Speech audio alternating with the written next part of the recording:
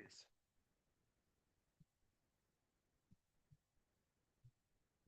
Chair Breed, Present. Vice Chair Levy, Present. Commissioner Dorlick will be here shortly. Oh, Disregard Commissioner Dorlick, Commissioner Keeney, Present. Commissioner Mitra, Present. Commissioner Osland, present. Commissioner Shetty, and Student Commissioner John Lagata. Thank you. Great point of the month. What's that, right?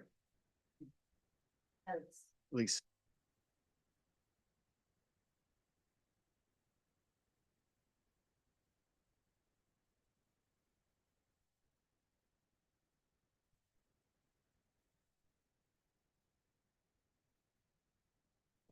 Oh, there we go. Can you hear me better now?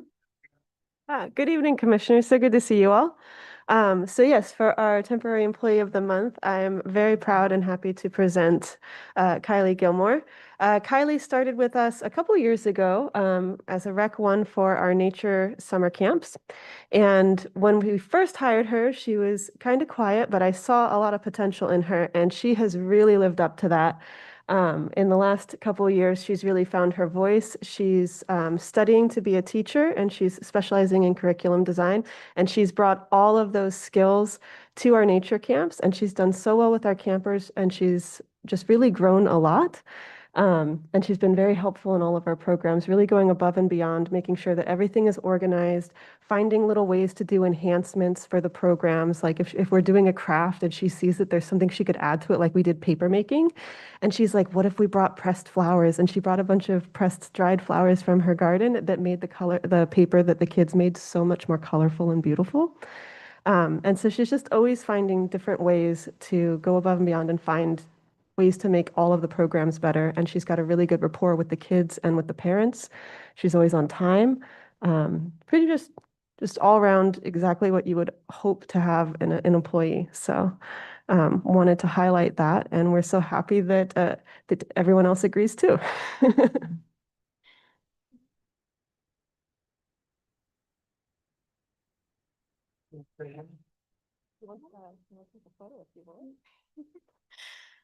Okay. I love to hear everything that Elise had to say about me. It's just been wonderful to work with her because she did believe in me and help me grow into the person I am now, and just giving me that confidence because I work very well when people I don't know, they add some love into everything that they do. Elise definitely does that every step of the way, and so it allowed me to grow into who I wanted to be. So thank you guys so much.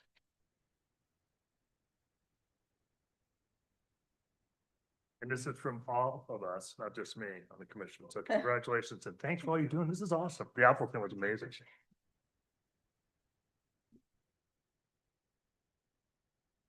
You want to get on one? Yeah, Lisa. This one. Thanks. Thank you so much. Congratulations again. Thank you, nice show.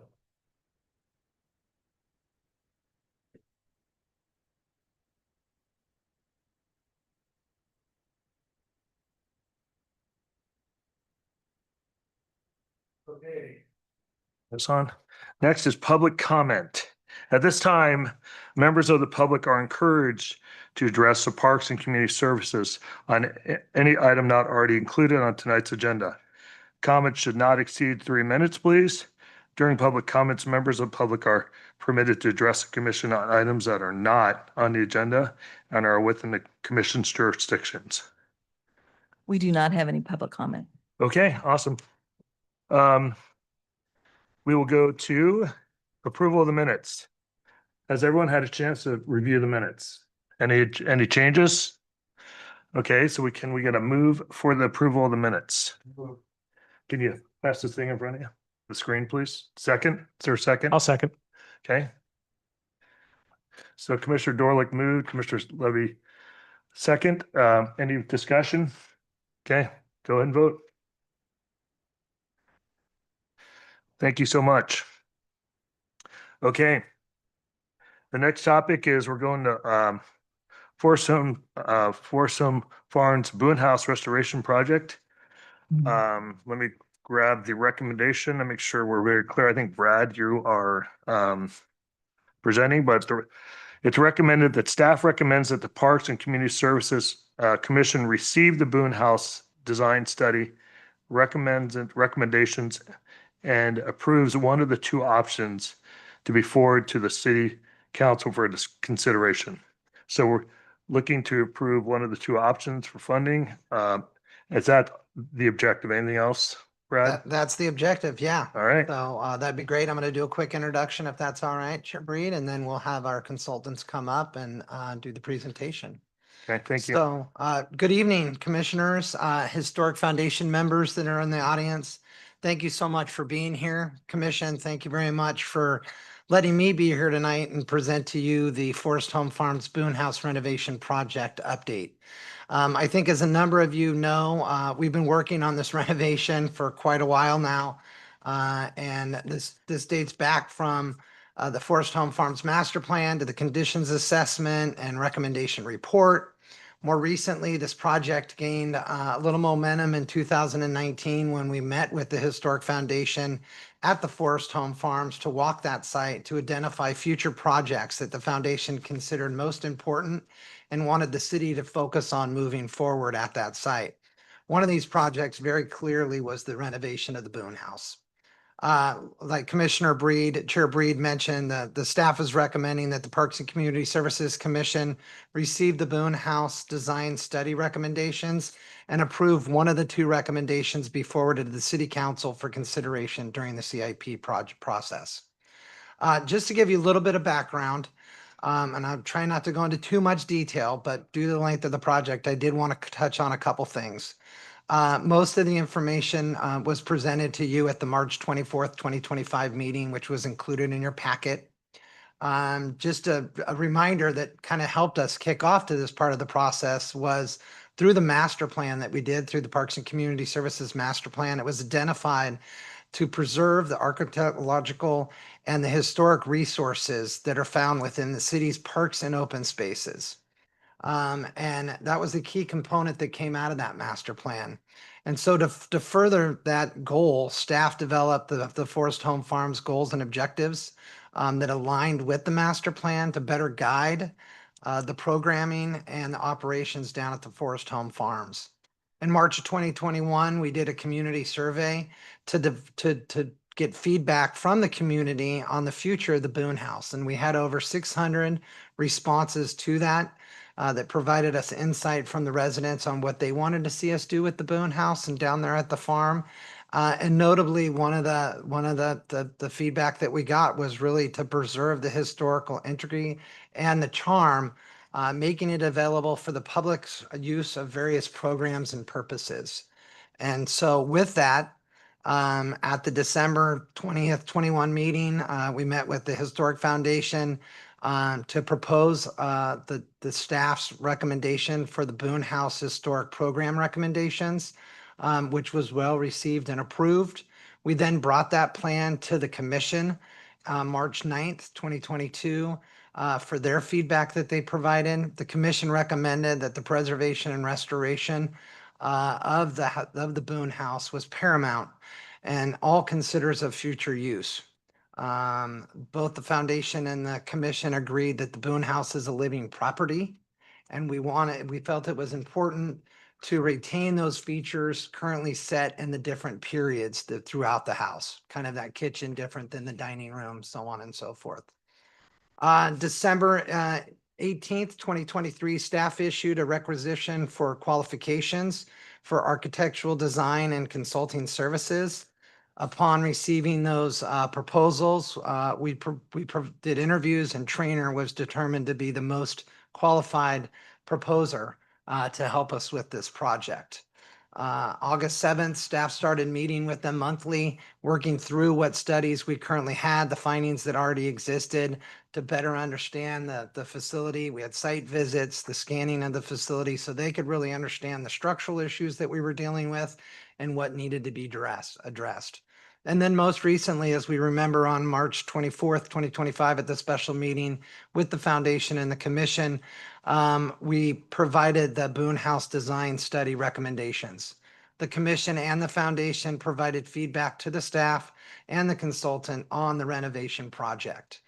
Based on that feedback received from that meeting, we are here to present to you tonight the two proposed options for consideration. And as I mentioned earlier, we're looking forward to one of those, whichever one you feel is most appropriate to take that forward to the city council.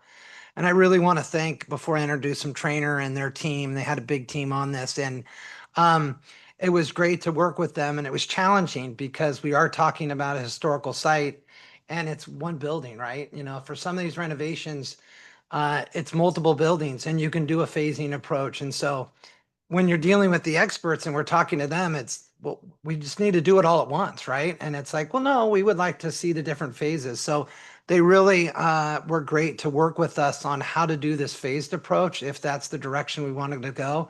But also thought it was really, really important for us to understand the one-time approach and the savings that would come with that and the time that it would take and so on and so forth. And so we've really felt it was important to present both of you those options and get the feedback from you, and then again, get that direction moving forward to take it to the city council during the CIP process. So at this point, I would love to introduce Kimberly from Trainer, who will walk us through tonight's presentation. And we have a lot of experts on hand if you have any questions, from public services to staff, as well as our consultants. So I'll turn it over to you. Thank you. Great. Hi. It's good to see you all again. Again, I'm Kim Butt from Trainer. Can you hear me? Is it too loud? No. Okay. And I have with me Samantha Villasenor. She's here taking notes, and she actually has all the information in her head, so I can reach out to her for help. We worked on this project with ZFA and eDesign C, and Mark just texted right before I walked up that he was not going to make it tonight. Ah, all right. So we don't get any off the cuff structural comments. So for better or worse. Right. I'm happy with it. We'll see. Okay, so hopefully you all recall the presentation back in March. We kind of presented basically the architectural approach. And then, as Brad explained, we went through, continued working with the city to really present, okay, how fiscally can you approach this project and make it work? So we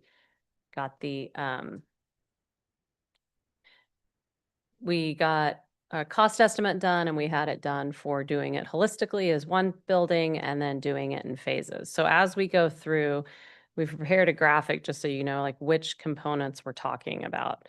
The main house is this large area here, which has the roof, first floor, second floor.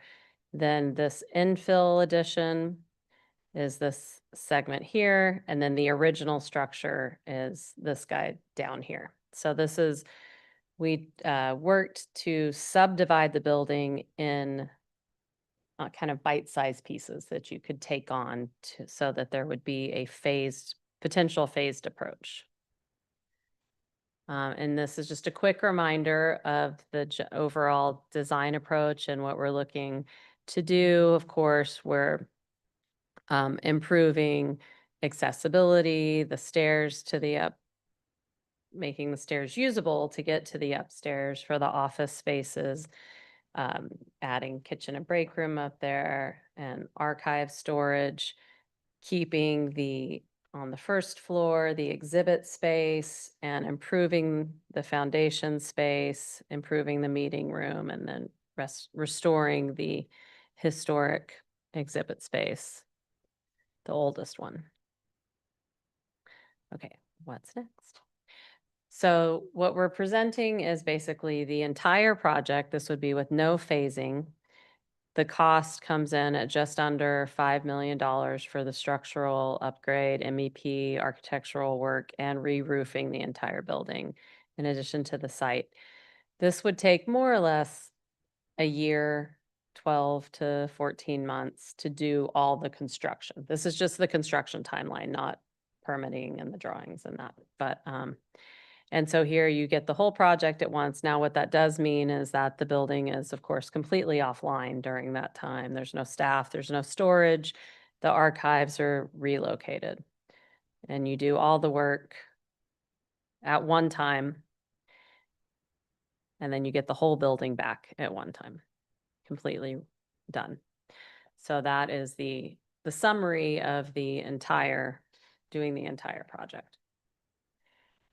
Now we've taken it here into these smaller bite-sized chunks, these phases, and tried to figure out how could we break it down so that it works structurally and architecturally, as well as potentially keeping some spaces in use, and then thereby only expending money as you have it to go.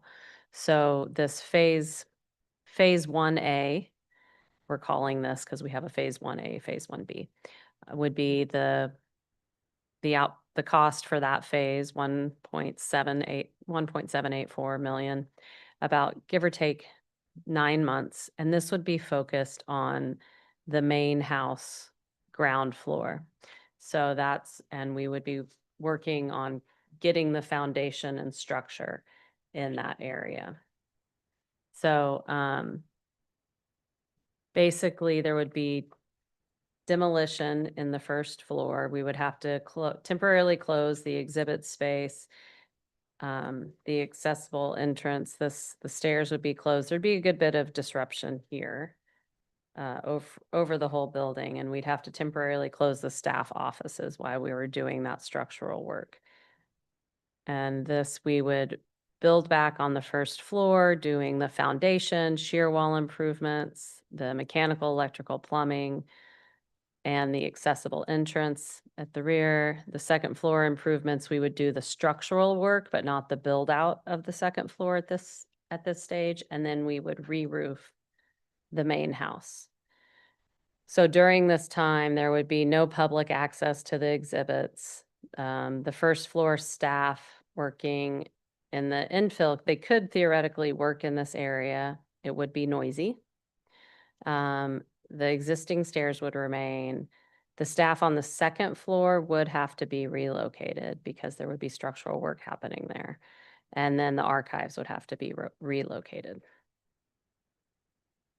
Then phase 1B would be doing the rest of the structural work on the main building. Again, that's a plus or minus 9 month duration at a cost of 1.1 million. And this would be kind of tying the structure. So first we did this front part of the structural foundation work. Now we would be doing the rear part of it. So at the end of this, the first floor would be done. It would, we do more mechanical, electrical improvements and more foundation, repairing, patching. The impacts would be, the public could access the exhibits at the front, but it would be noisy while that's going on.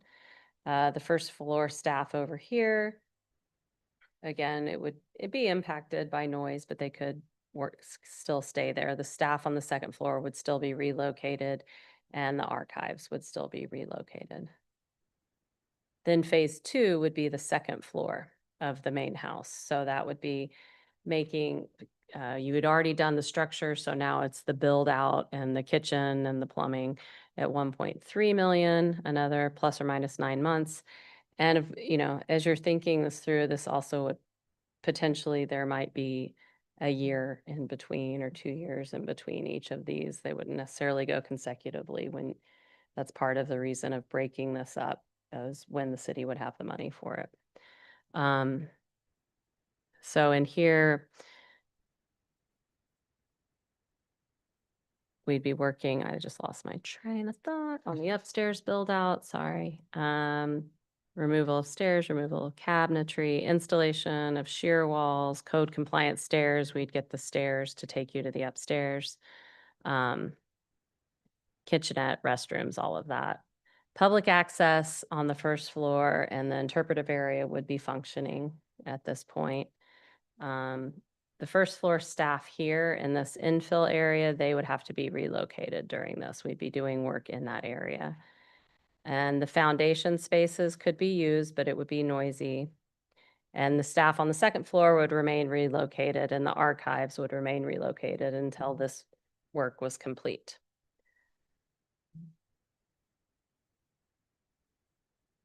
now we kind of have the whole main house done. And we move to this infill, what we're calling the infill area.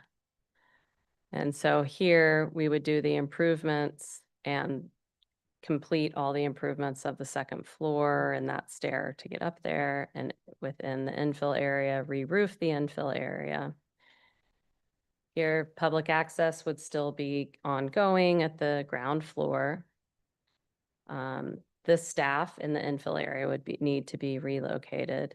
We would be completing the stairs that would let the staff and the archives at the second floor work at this phase, so it still would not be available until the end of phase 3.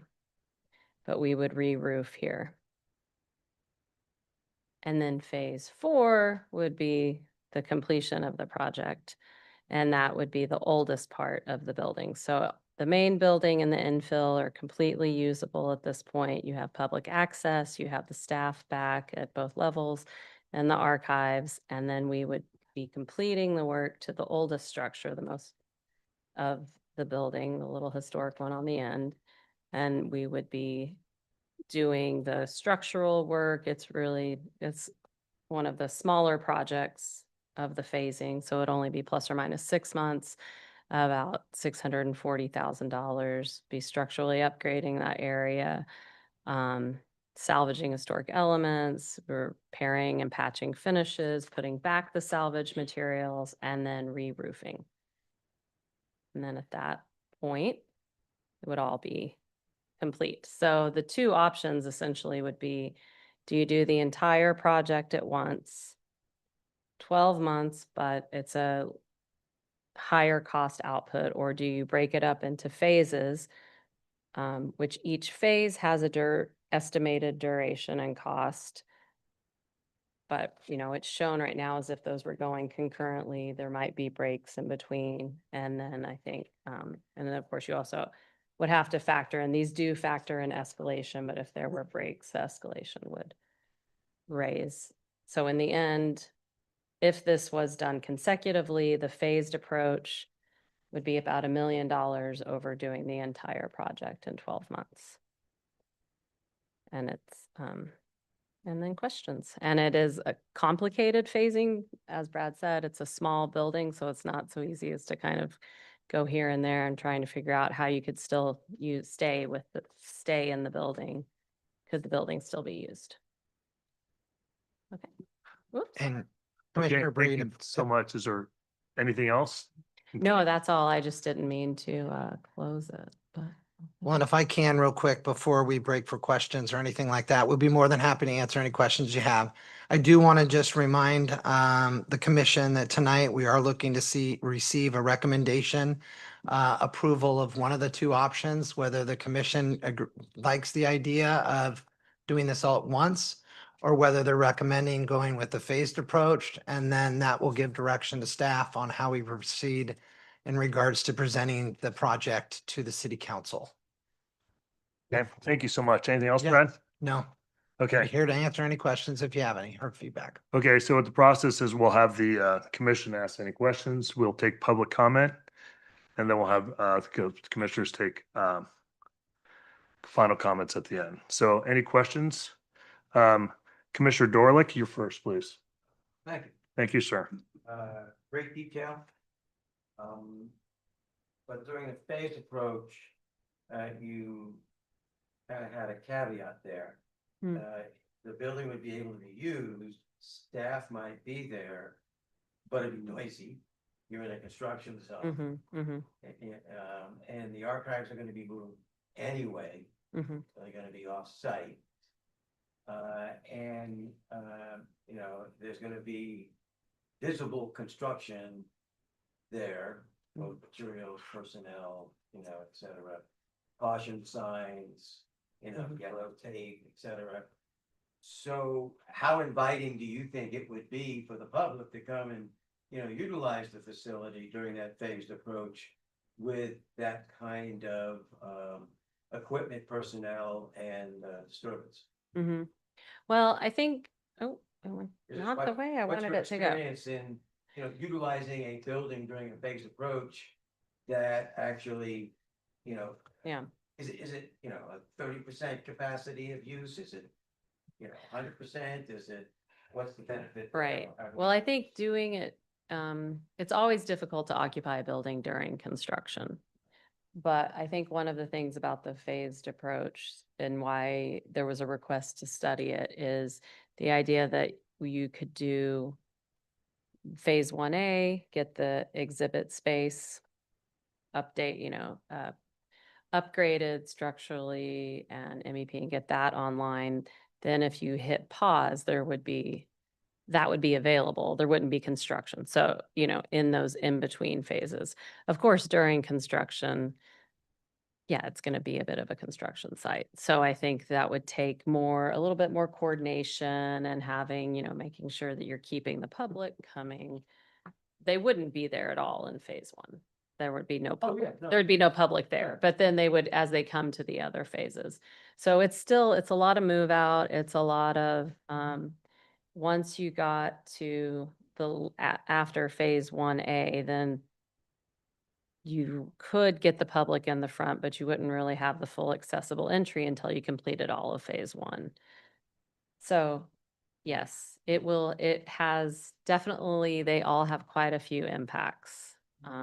And I think it would be having the staff and the archives out of the upper floor, depending on how quickly you're able to proceed with the phases, they could be relocated for a while. Yeah. So the phases total 33 months, but then you're thinking there's gonna be time in between. Mhm. So, yeah, that's 3 years, say 4. So it's a 4 to 5 year projection if you do the phased approach before you have full capacity and utilization of the facility without any kind of construction disturbance. Yeah, I would think most likely. If you did them all consecutively, did we add it up? Yes, You could have 4 babies in that time. About 9 months, I don't know why. And then the 6 months, so yeah. But I think if I can add on that, Commissioner Dorlick, I think that's the thing that we need to take into consideration, right? Like if we had this funding year after year, you can queue up the one project to go right into the next. If you don't, then you are going to have some time elapsed between the different projects to queue up that funding, to then queue up the project, to then move with the project. And that's where the phase approach, we just have to keep that in mind. To their point, the construction is 9 months, but if we're waiting on funding and then we queue up the project, so on and so forth, that hypothetically might be a year plus, depending on how all of those dates fall, weather, so on and so forth. So that's why it's important to know with that phased approach. We built in escalators in the dollar amount if these phases were to run one after the other. But if there is a lag in between them, that escalator needs to be taken into consideration. Because that would change, and depending on how long that escalator, if we decided to, well, we're going to take 2 or 3 years between phase 1 and phase 2, then that changes the equation. right, and then, I mean, funding becomes an issue, I mean. Right. But if you're doing one approach, you're not writing a check for 4.9 up front, it's over that 12-month period. Right. And then if you're looking at a phased approach, what are the costs gonna be 3 years down the road for phase 2? Is it gonna be the 637,000? Or are construction, Right. costs gonna escalate, to use your term? Probably one we shouldn't use quite frequently these days. But then we would look at additional costs. So it's about $5 million, so about $1 million, about $1 million more. But if you, look at what costs are gonna be 4 years from now, 5 years from now, it may not be 637,000. It could be, Correct. 725,000. And phase 3 might be not $1,048,000, it could be 1.3. So I think that's something to take a look at too, the entire net present value idea. Correct. Okay, thank you. Okay, thank you, Commissioner Dorlick. Commissioner Mitra? Thank you. Great presentation. And it's a continuation from the last one. So really appreciate that. I think this question is for Henry and Steve on that one, because in this one, this definitely, I think it's very clearly presented, phase one, option one and option two and phases. What is the funding? For me, I'm thinking about the whole thing decision depends on the funding availability or securing the funding within a year, or do we have it to break it down on that? So do we have any clarity on that? If So- I may, yeah, if I may just essentially, tonight is the question of which direction. The funding comes with the discussion with council and saying, hey, this is the recommendation from the commission saying that when the funding comes in, this is the direction we would like to go. So it is not there, but yes, it's going to be one of those that competes with other CIPs that come through. So right now, there isn't dollar amount in there, but at least with the decision tonight, we have an approach and a direction that we want to go with the commission. Right. So my question was more on if there is any direction from the council as of right now, because if they say that, hey, we don't have this money, then proposing the option one doesn't make any sense, right? It could, because they will see what their options were available to you. And I think that's always, when you look at the CIP projects, typically it will be all at once or we'll find a way to phase. So this is very typical recommendations of which way to go. If the council so chooses to go in phases, at least we have a plan of which and how to go. I think the idea is ensuring that we get it at the table and in discussion. And I think that's based on the recommendation, based on this being a priority from the commission and the foundation. We want to make sure that we get it to the table and put it get it in the queue, so to speak. And then we will allow them, with your recommendation, which direction to at least let them swim and discuss that themselves as well. So final thing is, if I understood correctly, even if we propose the option one, it might happen that may not happen. It might come back to say only option phased option. Because Correct. That is possible. Yes. Okay. All right. Thank you. Okay, thank you, Commissioner Mitra. Appreciate it. Commissioner Koenig. Thank you, Mr. Chair. Thank you. Also, just for staff, just to piggyback off of Will's comment and Partha's comment, thinking about, because I'm a rip the Band-Aid off kind of guy, and would certainly lean that way. But if we are looking at saying we can't identify a funding source for the entire $5 million and we're going to have to wait 3 years in order for that to come to fruition, then does it make sense? And so, yeah, so I would just have similar concerns that if, but with that said, I think, the way to go is certainly to just kind of, knock it out in one fell swoop. But quick question in regards to the rest of the property. So is just the house the only thing that will be, and how far of a perimeter will the fencing be? And will we have access to the barn and the tractor barn and everything else on the property? Well, we haven't totally worked out like where they would do the construction staging, but I think that, yes, we could make that happen. In terms of the extents of the project, it would only really be the building and then the new accessible entry on the back. I think that part hasn't been completely dialed in. You would want to work, we'd work with the contractor on, okay, where can the city allow them to be staged? So you still have parking, you still have access. Right. There shouldn't be any reason I wouldn't think you would have access to the other building. Yeah, and I think that will all come down based off of the decision the commission makes and the city council makes, right? Because that plan looks a lot different. If we're only planning for a 9-month to a year project, we probably would take up more space so we can get in and out of there as fast as possible. And during the rainy months, they're going to be on the concrete and staff's going to be off site. So we're probably going to limit programs to a certain extent. And, so we would have to take a look at that. Now, when you go over that phased approach, then it gets a little bit different and trickier, right? For the first phase, you're on the front end of the building and upstairs. So we would probably be working with that side of the property. But again, you get into weather and it's a dirt parking lot. And so you're going to need to use the space. Of course, we're going to try to impact the property as much as possible, but we're going to want to accommodate to the project. So we're not prolonging the project any longer than it needs to be. Yeah. And so I think it really depends on that phased approach to strategize. And that's where it's totally different. If we go for the all in one shot, right, we close it down and go to town and, you Mhm. know, use some of the outside areas compared to trying to mix and match what we can and we can't do, which would happen a little bit more with the phased approach. Mhm. Because we would want to try to still use the facility, but we need to use it safe and we got to think about the public and access and all of those things that would come along with that. Yeah, I think that's the nature of the question is that, right, if we're going to, how much of the property are we going to need to shut down? And Right. it begs the question, well, then if there's a larger part of the property we have to shut down, because there's a lot of events that we do there that's outside of the house.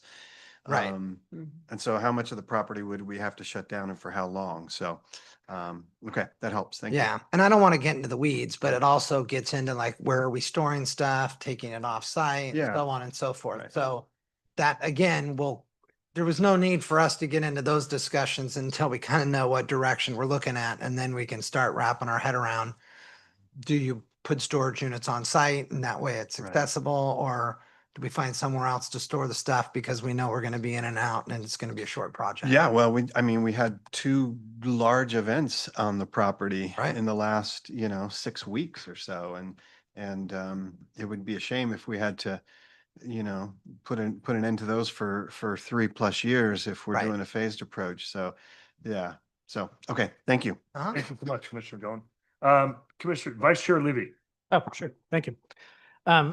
Yeah, I had a couple questions about the logistics of the CIP process. So these might be more for staff than the consultant. So under the entire project approach, we'd presumably be looking to put it out for bid to a construction contractor. Is that correct? Correct. Okay. And that would be one contractor for the whole project. If we went with the phased approach, would it, be possible for the same contractor to be committed for all 5 phases, or would it need to be put out for bid 5 separate times and potentially have 5 different contractors involved? Yeah, I think the hope would be that, yes, you put it out as the RFP saying this is the thing, including phasing. Mhm. So to hope to have the continuity of it all. So I don't necessarily see us doing 4 different contractors for that on any end. So no. So the idea would definitely be to try to have one, Yeah, it'd be the firm same. handle it. Okay. And then in terms of the cost estimates, because CIP is kind of what I do for my day job, so I'm, a little interested in this. I know you gave us very high level numbers without a lot of detail, which is fine. That's not necessary for this sort of discussion, but does the 4.9, call it 5 million or so for the entire project include a change order contingency? It does have a contingency. You have it pulled up exactly. There's design contingency, there's kind of always a construction contingency. There's about 4 different contingencies, escalation contingency. And I believe the change order contingency typically falls within the construction contingency. Okay. And I know for the phases, you talked about the cost escalators too, but does that also include change order contingencies within each phase as well? Yeah, they have the same Kim, can you contingent. speak in the microphone? Yes, okay, there you go. Mhm. They have those contingencies built in at every level. I'd have to look at I don't know if you can pull it up, Sam, and I can see all the contingencies they put in there, but there's usually about 4 contingencies. And then, yeah, I think I'm good for now. I think I can save the rest for comments later. So I'm good. Thank you, Vice Chair Levy. Thank you. Mr. Osmond. Thank you for your presentation. My questions are a little bit, whoopsie, papers are falling everywhere. A little bit different. I'm curious what you see as the top priorities Mhm. for structural, MEP, the roof, kind of like for the main building there Mhm. for phase 1A and 1B. So I think the top priority is structural. Oh, I can't get it to go back. So that's really the first thing we're looking at and what we're working on here is we want the building to be safe. We want it to be accessible. It's always kind of life safety, accessibility. Those are our top 2 things. And so with that, especially with the main building being where you have the public coming, that's why we really wanted to start with the structural there. The structural engineer was able to say, okay, we can do these in two parts. So we're doing the foundation of the front half and the structural work, and then the foundation at the back half. And because the way these buildings were built, with the oldest part, then the main house, and then the infill, they really are like three different houses, and they Mhm. kind of function structurally, at least they function slightly differently. So we're able to break them up that way. And then the roof, of course, you know, we want to keep it watertight. So that's why we really want to get the foundation and we want to secure the envelope. And those are always really the primary things to increasing the longevity of any building. You've got to keep the water out. So we didn't really see a lot of water infiltration right now. So that's actually not a major issue, but we have to do the structural strengthening at the roof. So as you're doing that, we're going to re-roof it as well. So structural is kind of leading how we can do this phased approach. And then as we go through that and we're taking out the walls and doing things, well, then you're going to get in there and do the MEP. But I would say structural is the primary driver of how we broke it up. Okay, great. And if- Thank you. And if I can add to that, because I can see Mike Dodds looking at me as well. We were hoping to do the roof 2 or 3 years ago through the process. And so we actually found out that the roof was safe enough to kind of put a pause on that until we were able to do this part of the project and then do it as part of the project. So although to our findings, the roof is safe, it is something that's been on the radar for quite a while because it is old and needs to be replaced. So I think it's one of those important things that we need to get to as soon as we get the bones of it fixed and the Mhm. structure. Yeah. And I think it's more, yes, structurally is primarily the primary driver even for the roof. Like, and we did not, you know, it hasn't rained in a while, so I haven't Right. been up there, but I did not see a lot of water coming in. Okay. Right. Yeah. I guess since it has been 2 years since the roof was inspected, but was that also part of your assessment? The structural engineer inspected the roof. Yeah. Okay, all right. So it's still pretty, it's status quo, you'd say? All right, Well, I mean, he wants to re-roof. okay. But yeah. Right, I just want to make sure that, Mm. that it's not becoming more of an impending, urgent issue. Mm. 'Cause we No, don't and want staff's water in staff's there. been keeping an eye on it throughout. So even Okay. though I didn't mean that it's been neglected for that, staff's been looking on it on an annual basis to make sure, can we stick with this time frame? And we didn't see any problems at that time, but it is Okay. one of those that you don't want to keep waiting on. Exactly. And you need to No. do the structure in order to do the roof. So that's kind of where it made sense. Can you explain the water main relocation and why the need to do that? Okay, let's see. This is a MEP question. I think it's, Well, and yeah. here we go. You, you tell me why we did that? Thank you. Knew someone I was told our gonna- MEP, you don't need to come. Okay. Yes. So Michael Dodds, facility program manager. Currently, the water line is at the glass house on the other side of the creek. Mike, I'm sorry to interrupt you. Can Yep. you get closer? So is that for us and Harry? For people Absolutely. listening. So currently, the water line is on the other side of the creek, in front of the glass house. And so we have it going through a plastic pipe across the creek.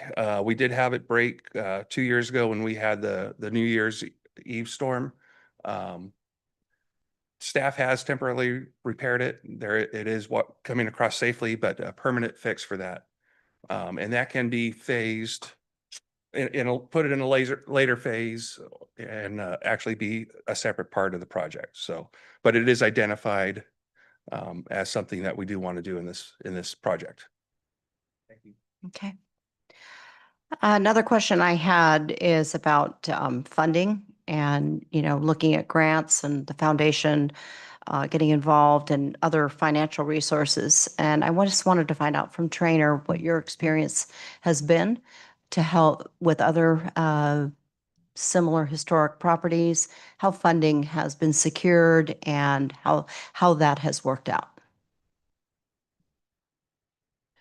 Well, it definitely depends on the project and whether it's a lot of times, well, like a nonprofits we work for go to the city for the money. So you could ask yourself for that. Occasionally, or they get money from the states.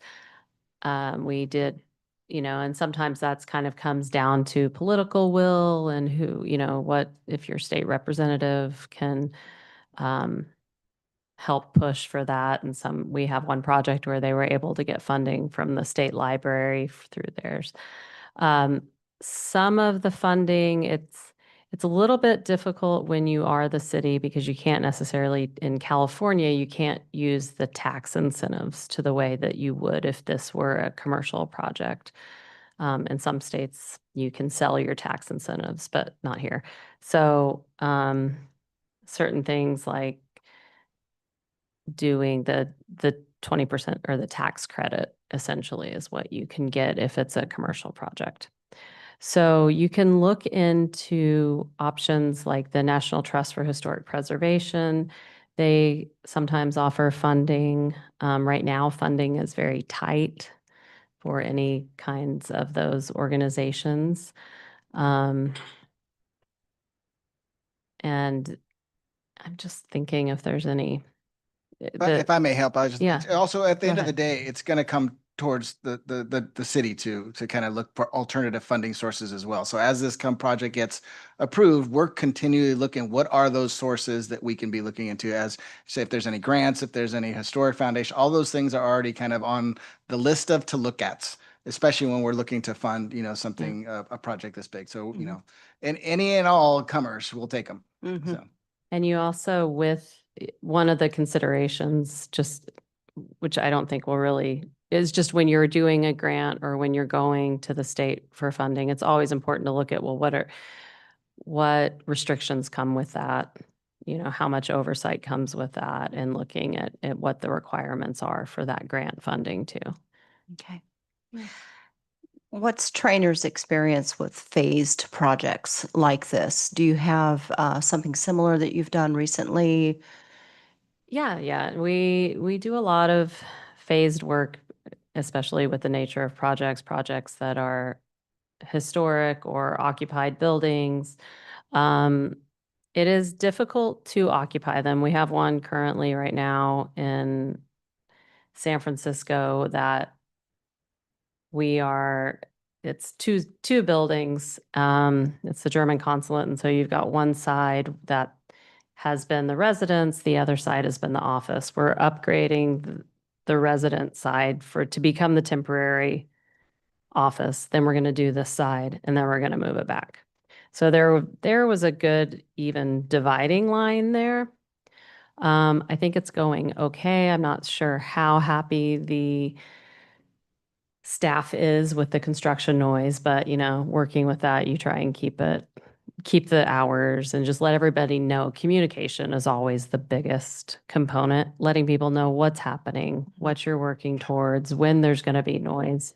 On smaller projects, in particular, there's one called Bing Kong Tong that's in the Delta. That was, we did that as a phased approach. It was a nonprofit organization Atong is a Chinese community center. And as they kind of kept going back and getting grant funding, we did it where we did the outer shell first, kind of stabilize the building, get it watertight. And then when they had funding for the phase 2, they came in and were able to do the interiors and do the museum and the community meeting space. So those are a couple of examples, very different scales.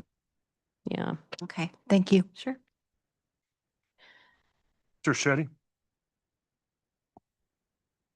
Thank you for your presentation.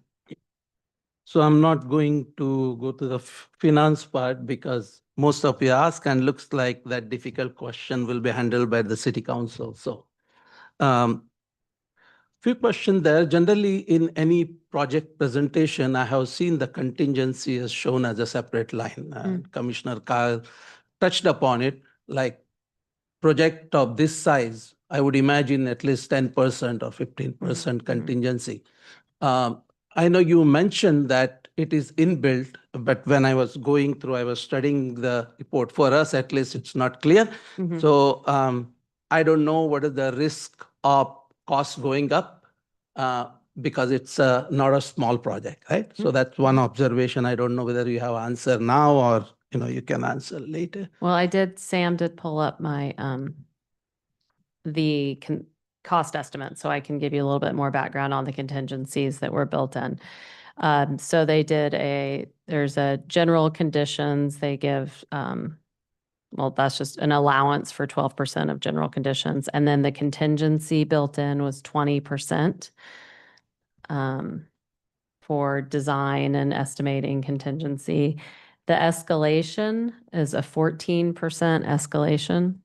And so and typically, especially at this stage when it's very early and schematic, they put in a much higher contingency. The more design factors the farther you get down with construction drawings, the contingency will drop. But at this kind of schematics phase, they go higher.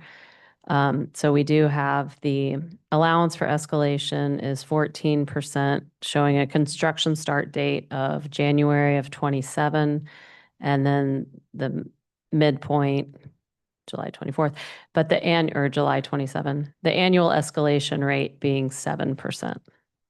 So this is for the one time. There's a percentage for contractors' fees, for bonds and insurance. And then, Yeah, I mean, I think just overall, we built the contingencies into the project. I don't want to get too far in the weeds There you on go. whether a 20% or a 10% was 10%, yeah. appropriate. They worked all these numbers through our engineering department, Yeah. through public services and public works. We put the same contingencies in all of our other projects to this, so we feel comfortable that the contingencies are there. So, yeah, so I think that gives us a good idea that they're Mhm. there and they're built into the project. yeah. And Yeah, I we feel trust like- based on your expertise, looks like you already built the contingency there. So next question is to the staff. So given the competing priorities of this commission and the council, so assuming that our council is kind enough and happy and sanction this project, say phase, at one go, will that impact any of the other projects of the Parks and Commission? For example, new parks are coming up and some other projects going on. Will that be any impact? I think to answer the question, at the end of the day, when everything is presented to the council, they have to make some determinations. So they will have to make a decision. If it's this, then it might not be that. So everything kind of comes to that. That's part of I guess the fun of trying to decide what dollars go to what project. But I think yes, there's going to be competing dollars. They're going to need to consider all the things that are there. Some of the projects that are upkeep already have dollars in their particular budgets that won't be affected by this. Unless, of course, it's something, hey, we know it's not going to be done. There's dollars in that one. Let's move them. But that really is going to be kind of the chess game, I suppose, that the council will be able to play. But that's with any project that comes through. That's with any part of the budget. Perfect. Yeah. During this year of closure, right? Personally, I believe probably one go would be better. It's too much disruption. I did a small kitchen project few years back. I told my wife, never ever again, because it's too much disruption. But here it's like 12 to 14 months project, or maybe if we go in a phase manner, it will be 4 year or even 5 year. So how will the public programs, tours during that time will happen? So obviously city will lose some revenue also, right? During that time, because no other programs or tours can happen. I think at each stage of construction, you would have to know that there will be an impact, and the impact goes with usage, the impact goes with revenue, and the programs that might be offered, that we might be able to do it somewhere else. So that may not be. So I think there's a lot of those answers. Once the project gets going, those are the things that really we will then dive into at that point, as that goes. And then one follow-up question on that. So when this construction is going on, will there will be a temporary place to have this exhibit, digital presentation, etc. for the public, or it will be totally closed? I think that's part of what the discussions that we would have. Could we do it? Can we do it? How can we do it? So finding out the how to continue. We would love to always continue the program that we have to the extent that we can. But if there's something that has to be adjusted, then we're going to have to adjust. And that's really kind of diving in once we know the schedule. It really all depends on the schedule and how it kind of lays out and the time of year as well. And if I can add on that, I think, you know, if nothing else, COVID showed us that staff is able to pivot and still produce at the farm, right? So, and staff's probably like, yeah, but, you know, I mean, we find ways and we're gonna still want to do stuff at the farm. Now, whether that's at the farm, it may look different. The tour program may be using the tractor barn a lot more and the 1850s barn and not in, and we're gonna have to modify programs, or we may find that during times of the year, it's mass construction and we may not do a spring program, but we gotta try to get back in the summer and the fall, or we may go virtual, or we may hand out kits like we did in the parking lot for COVID and go to the classroom. So I think, you know, we really are passionate about what we do. And so I think we're gonna find a way to still be able to reach the community. It's just gonna be a matter of we don't need to go down any of those roads until we figure out what that looks like. What And then look- we can start strategizing, okay, this is the timing. How do we still reach these third grade tour groups? How do we still do a hootenanny if that's the case? You know, those type of things. And we can get more into that once we get the direction. Makes sense, yeah. Last couple of questions. I was not in the commission during the march, but I think I was in the audience. So this construction, what we are doing, once it's all said and done, it's all earthquake proof and energy efficient and ADA compliant, etc. It will be, Thank you. yes, it will be seismically upgraded. I don't think anyone legally would ever call it earthquake proof, just, you know, we're not going to do that. But we will have accessible entry, accessible restrooms in the building. And then the stair will be to code going upstairs. So yeah, we'll have upgrade all of the MEP to the current code Got it. and bring it all up as much as possible, while still where there are cases. When you have a historic building, there will be cases that we would want to rely on the historic building code in order to, you know, maybe you want to save a historic door that is an inch smaller than a code compliant door width. Yeah. And that's where you'd lean on like the historic building code. So there's some nuances, but overall, yes. Got it. Mhm. And the last question, so pardon me if it's a dumb question. Whole construction, if we go in one shot, it's like 12 months. But just the phase 1, A and B, it's taking 18 months. I'm wondering why is that? I would imagine, this is from the layman's term I'm asking, if the whole project takes, say, 12 months or say even 14 months, maybe the phase 1, I do it, maybe it may be 8 months or maybe 9 months, and this is like 18 months. So is there any specific reason? Well, I think phase 1 is shown as a phase 1A and 1B. Yeah. So every time you go to a new phase, you have to get the contractor back on site. They mobilize. There's time for getting them up to speed. You bring out all the specialty subcontractors. And so you have to go through that same process each time. Whereas when you're doing it all at once, you do the roof all together. You have the roofer out there all at once. He doesn't go away and then have to come back and get his stuff out. And then that's part of the reason. It's also because you can only work in a more limited area. So you don't have free reign to kind of be all over. So you're coming in, it limits how many people you can have on site working at a time, where they can be working, how many trades you can have on site at a time. So it's just a variety of factors. Okay. Mhm. Thank you. Thank you for your patience. Thank you, I'm done with Commissioner. this. Thank you, Commissioner Shen. I know there are questions. Okay, I have a couple, and hey, thanks so much for, taking all these questions. Actually, my question is to Director Perizano or Division Manager Morris.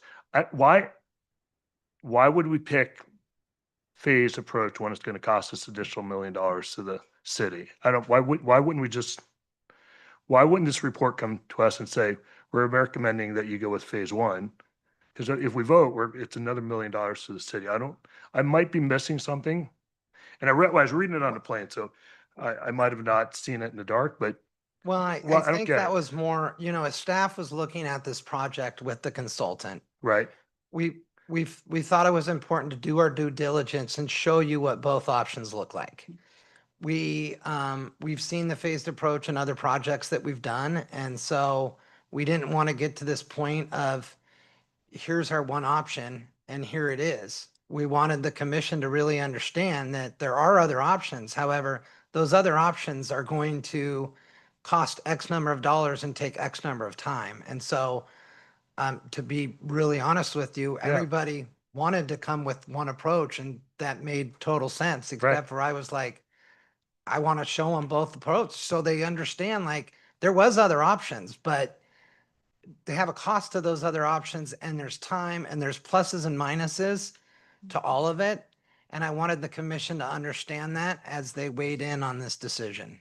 yeah, because I just wanted to make sure I understood why we didn't do that, because of maybe I was missing something from a cost savings or a process savings, or how it would affect the community as we look at voting on this.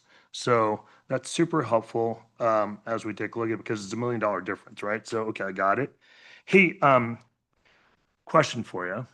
When we look at the costs on phase 1B, 1A and all the phases, did you include like an inflation rate? And what did you use for, how do you figure that out? And I know you've probably done a gazillion of these, and how accurate are you in the past? If you take a look at what you've done, how accurate have you been? Well, we actually had Leland Saylor Associates, LSA. They're a professional cost estimating company. They do the cost estimates. I'm pretty good, but you don't want to trust me on that. I And tell my wife too. yeah, so they used a 14% escalation rate. So cost escalation, which is about 7% per year.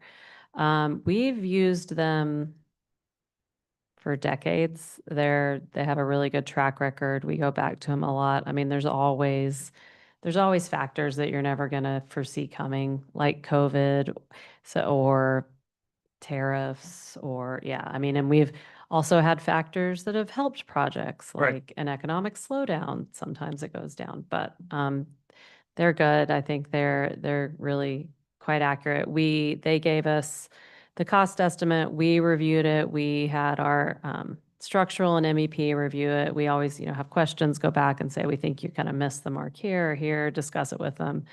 So it's had several eyes on it, several professionals looking at it from their point of view.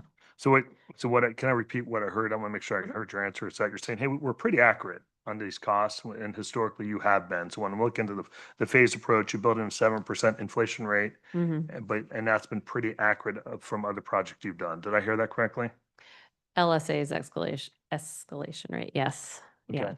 Yeah. I hope you're wrong on the inflation rate, but I hear you on it. So thank you so much. They're high. Right. Hey, the other question is, as we look at moving staff in and out of the farm, are we thinking about how do we stay? Because one thing I read on this is it's a cost we'll have to move everyone out. There'll be a cost to relocate Correct. everybody.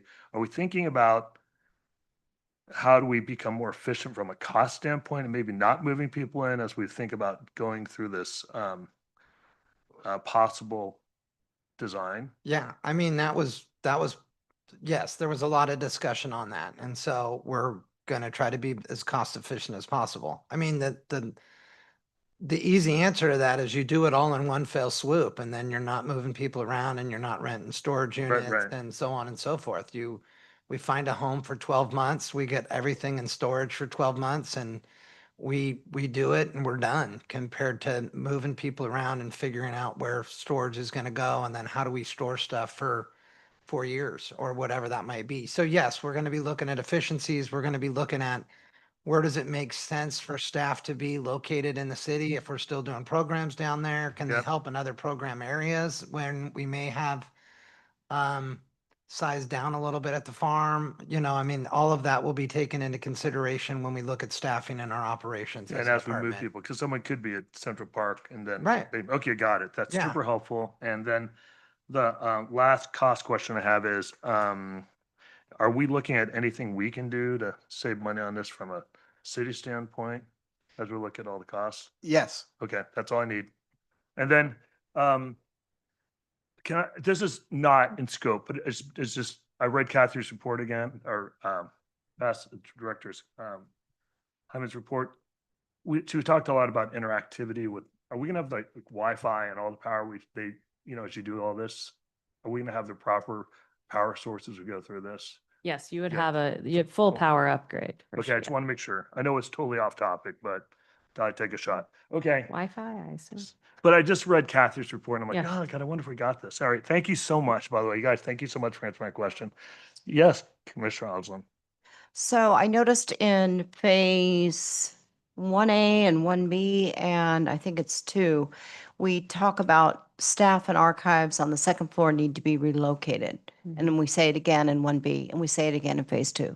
So they've already been relocated in 1A, right? So we don't need to relocate them again, right? I think it would be more clear to say they remain relocated. Yeah, they're not Okay. coming back and then going away again. Okay, Yeah. okay, so Just no that they additional can't come cost. back yet. Okay, Yeah. just want to clarify. And I think to clarify on that, it depends on the funding, right? Like if we go with this phased approach and 1A gets funded and we do the work, but 1B is not going to get funded until 2 fiscal years later, then we're probably not going to keep them off site. We're going to bring them back and then you've got to relocate them again. So it kind of That is comes true, down that's on true. the approval of funding. So that's where it gets a little tricky and I don't want to get into the weeds on that. So maybe. Right, Maybe. sorry. Maybe. Yes. Yeah. So it really depends on the funding and when the project rolls from one to the next. But hypothetically, if we went with the phased approach and we go one right after the next and they're queued up and we've got them in that cycle, then yes, you would keep everybody offsite and it's only one relocation. Sorry. Thank you. Thank you, Commissioner Osland. Okay, so next is public comment. I don't know if we have any public comment or not, Kathy. We do. Carol Rowley, please. Okay. Public comment is 3 minutes. So as Carol gets up here and we'll hold everyone to 3 minutes. I totally respect everybody. So I'll give you like a heads up when we got 10 seconds left. So we'll stick to the 3-minute public comment. Or longer. Good Carol, evening, thank you, by the way. Commissioner. Carol, thanks so much for your time and You're coming welcome. tonight. We Well, really thank you for appreciate your it. time. Yeah. I was a Parks Commissioner many years ago, so I know what you go through. No, this is So not thank easy. you for your listening ears. Thank you. Well, I've been involved with Forest Home Farms probably since the late 90s. And my scope is, let's get it done. You know, I think I like the approach of doing everything at one time, because my concern is that staff costs will go up, you know, the work that is being done will go up, materials will go up, and you're also shifting the staff back and forth. There's a lot of unrest and probably unhappiness, even though they're happy people working for parks. But anyway, and we have so many programs there. The 3rd grade program, the staff at Country Club School, when I was principal, did that program. And I could just imagine how unhappy they would be if they don't have the 3rd grade program. But Brad thought about bringing the staff to the classroom and presenting. So there's all kinds of things I know that the staff will do. So I'd highly recommend the whole entire project, and to make sure that it's funded right away. I think, you know, we've been waiting and waiting for a long time, and I just don't want, like the Harlan House went down the tubes. I don't want the Boone House to do the same. So I really think that this should be a priority. And the foundation has been having fundraisers. We don't make very, very much, but we're earmarking our crab feed, which is January 24th, and all the proceeds will be raised for the Boone House. So we might have more activities and things to bring in more revenue. And it won't be the high numbers that you want, but it'll show our very strong support of the project. So do you have any questions of me? You have any questions for Carol? Thank goodness. Thank you. By the way, that's so kind of you. Thank you so much for coming down. Oh, you're for the welcome. public comment. Thank We really you. appreciate it. Thank- Kathy, any other public comment? Okay, thank you so much. Okay, we will now go to commissioner comments. So if any commissioners have any comments, please get in the queue. If I'm seeing any, we'll move forward. Give everyone a second to make a comment. Okay, I don't see any, Vice Chair Levy. Sure. I think my only real hesitation about this is, as you alluded to earlier, Chair Breed, the phased approach ultimately will almost certainly cost more than just doing it all at once. The main advantage of the phased approach is that it buys you flexibility and it buys you time to find the money to do the project. But there is such a thing as having too much time because of all the uncertainties and the extra costs that come with dragging it out. That's disruptive for longer. All that stuff. So I'm torn because it certainly seems like the more efficient approach is definitely to do it all at once. And I know that ultimately the city council can decide, whatever it wants with our recommendation. They could choose to accept it, deny it, go in a completely different direction. That's okay. It's ultimately, it's not our call, it's theirs. I just don't know if it makes sense for this commission to recommend an approach that gives the city council the least amount of flexibility right now, just because of how things are.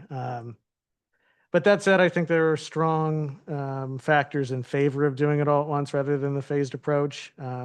Particularly because ultimately it will cost more to do it in phases. So that's kind of what I was getting at with my questions earlier about the change order contingencies and things like that, to kind of establish for the benefit of the people watching this and who might have read the packet and not kind of seen it, that there is a lot of thought that goes into potential things that could come up during the project in terms of estimating the costs. So I have no doubt that the staff and the consultant have done their homework on that front, and in either approach that the contingencies have been accounted for. You ultimately, you just can't account for uncertainty. And the more time you give yourself, the more uncertainty there will be. So I think ultimately the argument in favor of the entire project is a strong one. And that's kind of where I'm at with this. And I'm interested in my other thoughts from other commissioners on it. Okay, thank you, Vice Chair Levy. Mhm. Commissioner Osland, please. I'm very torn as well. It's a big chunk of change to do it all at once, but it's a bigger chunk of change to do it all in phasing and more disruptive. Coming here tonight, I was really leaning more towards the phased, looking at phase 1A, 1B, and 2, and getting to that point so that main for the middle or the ends big structure, we could get the staff back in it, we could still function, and then we can complete it, the other part in time. But the funding is the biggest issue here, and there's just a lot on our lists for the city, and this is a really important property. In looking at the city council's ongoing priorities for fiscal year 2025. Number 4 is build and maintain quality facilities and infrastructure. And this project fits into that category. And what I don't want to have happen is for this property to sit and atrophy and have the roof fail and then other problems come up. So, I'm torn because I feel like if we just put our mind to it and we just try to raise the funds so we can rearrange the financing, so that we can hit this in one big chunk, that's really the best. But is it actually possible? That's, the $1 million question here. I just don't know if we can pull that off. So, I'm very, very torn, and I want to make a solid recommendation. I appreciate Carol Rowley's feedback on this, because hearing how important this property is to maintain itself and continue the life that we're offering our community, because it's a gem. We really do need to make it good and solid. But can't we do that in phases? Can we do that in 1A, 1B, and 2 to give us good, solid building there and then finish it a little bit later? So that's kind of where I am right now. And, I'd like to be clearer, but I'm not. Thank you, Commissioner Osland. Commissioner Shetty. Thank you. This question may not be I'm not sure in the scope of this discussion, but because this is a big dollar amount. And if the constituents ask us, what are the option of not, suppose if the city council come back and say no money and we don't do it, what is the risk of not doing it or kicking the can down the lane for 3 years, 5 years? Do we know? I'm assuming the study might have already done on that, right? So any, Yeah, I mean, I think if yeah, I mean, we have those cost escalators that are gonna go up. So as if you kick that, like your phrase, if you kick the can down the road for 3 years, you can multiply that by whether you want to go course. 7% a year or Yeah. 14% a year or whatever. Multiply that by 3, and then if you're on the phased approach, you can multiply that out per that. So I mean, I think those costs are there. And then to the point, you don't know, are there other things that might come in that might increase that, like Mhm. cement cost, you never know. So, but that will all be part of the decision making as far as the funding goes. That's going to be part of the decision is if, if it turns out we're not comfortable this year and we're going to revisit it in a year, then I think it's safe to say then that dollar amount we come up with is going to be 14% higher, whether you phase it or you non-phase it. And that's what the project will look like when we come back to the city council in a future year. And Chair, I'm not sure how we are going to vote uh, based on what I did my homework and what I hear. I'm strongly leaning towards just one phase, get it done, because who knows about the future, right? And tomorrow you and me may not be there, but some artifacts or someone should be there to tell our history to the future generation. Otherwise, 3 generations down the lane, they may think just robots used to live here. Right? That's what going to happen. So I'm all in favor of it. And if you go with the voting, I'm in favor of going in one go. Thank you so much, Commissioner Teddy. Commissioner Dorlick, Oh, thank you. thank you, sir. Absolutely. So since we don't have a responsibility for funding, and what we're looking at is we're looking at how best to move forward with the project. And we let those guys who pay campaign fund money figure out what the where the money comes from. I have no nothing but clarity that it's phase 1, non-phased approach, get it done, have a good structure of the cost right there, just minimal disruption, both to staff and to programs, and, just get it done. So if we're ready to make a motion, I'll be happy to make a motion. We'll let everyone comment and then we'll go to that stage. Thank you so much, Commissioner Dorlick. Commissioner Koenig. And just one more question. I'm sorry, just to kind of get it in the weeds budget wise, but where typically, I know we're going to look at external funding sources, but where typically would this kind of reside in the city budget?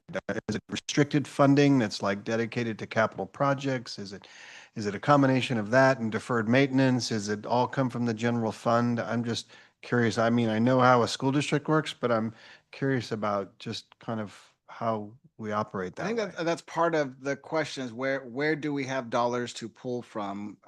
Whether or not even park and lieu fees would qualify for something like this. So it really is something that needs to be looked at once the time comes. Okay. And I think if this helps, it's better to have the project in the book, even if it's unfunded, so that we can continue to talk about it versus not having it.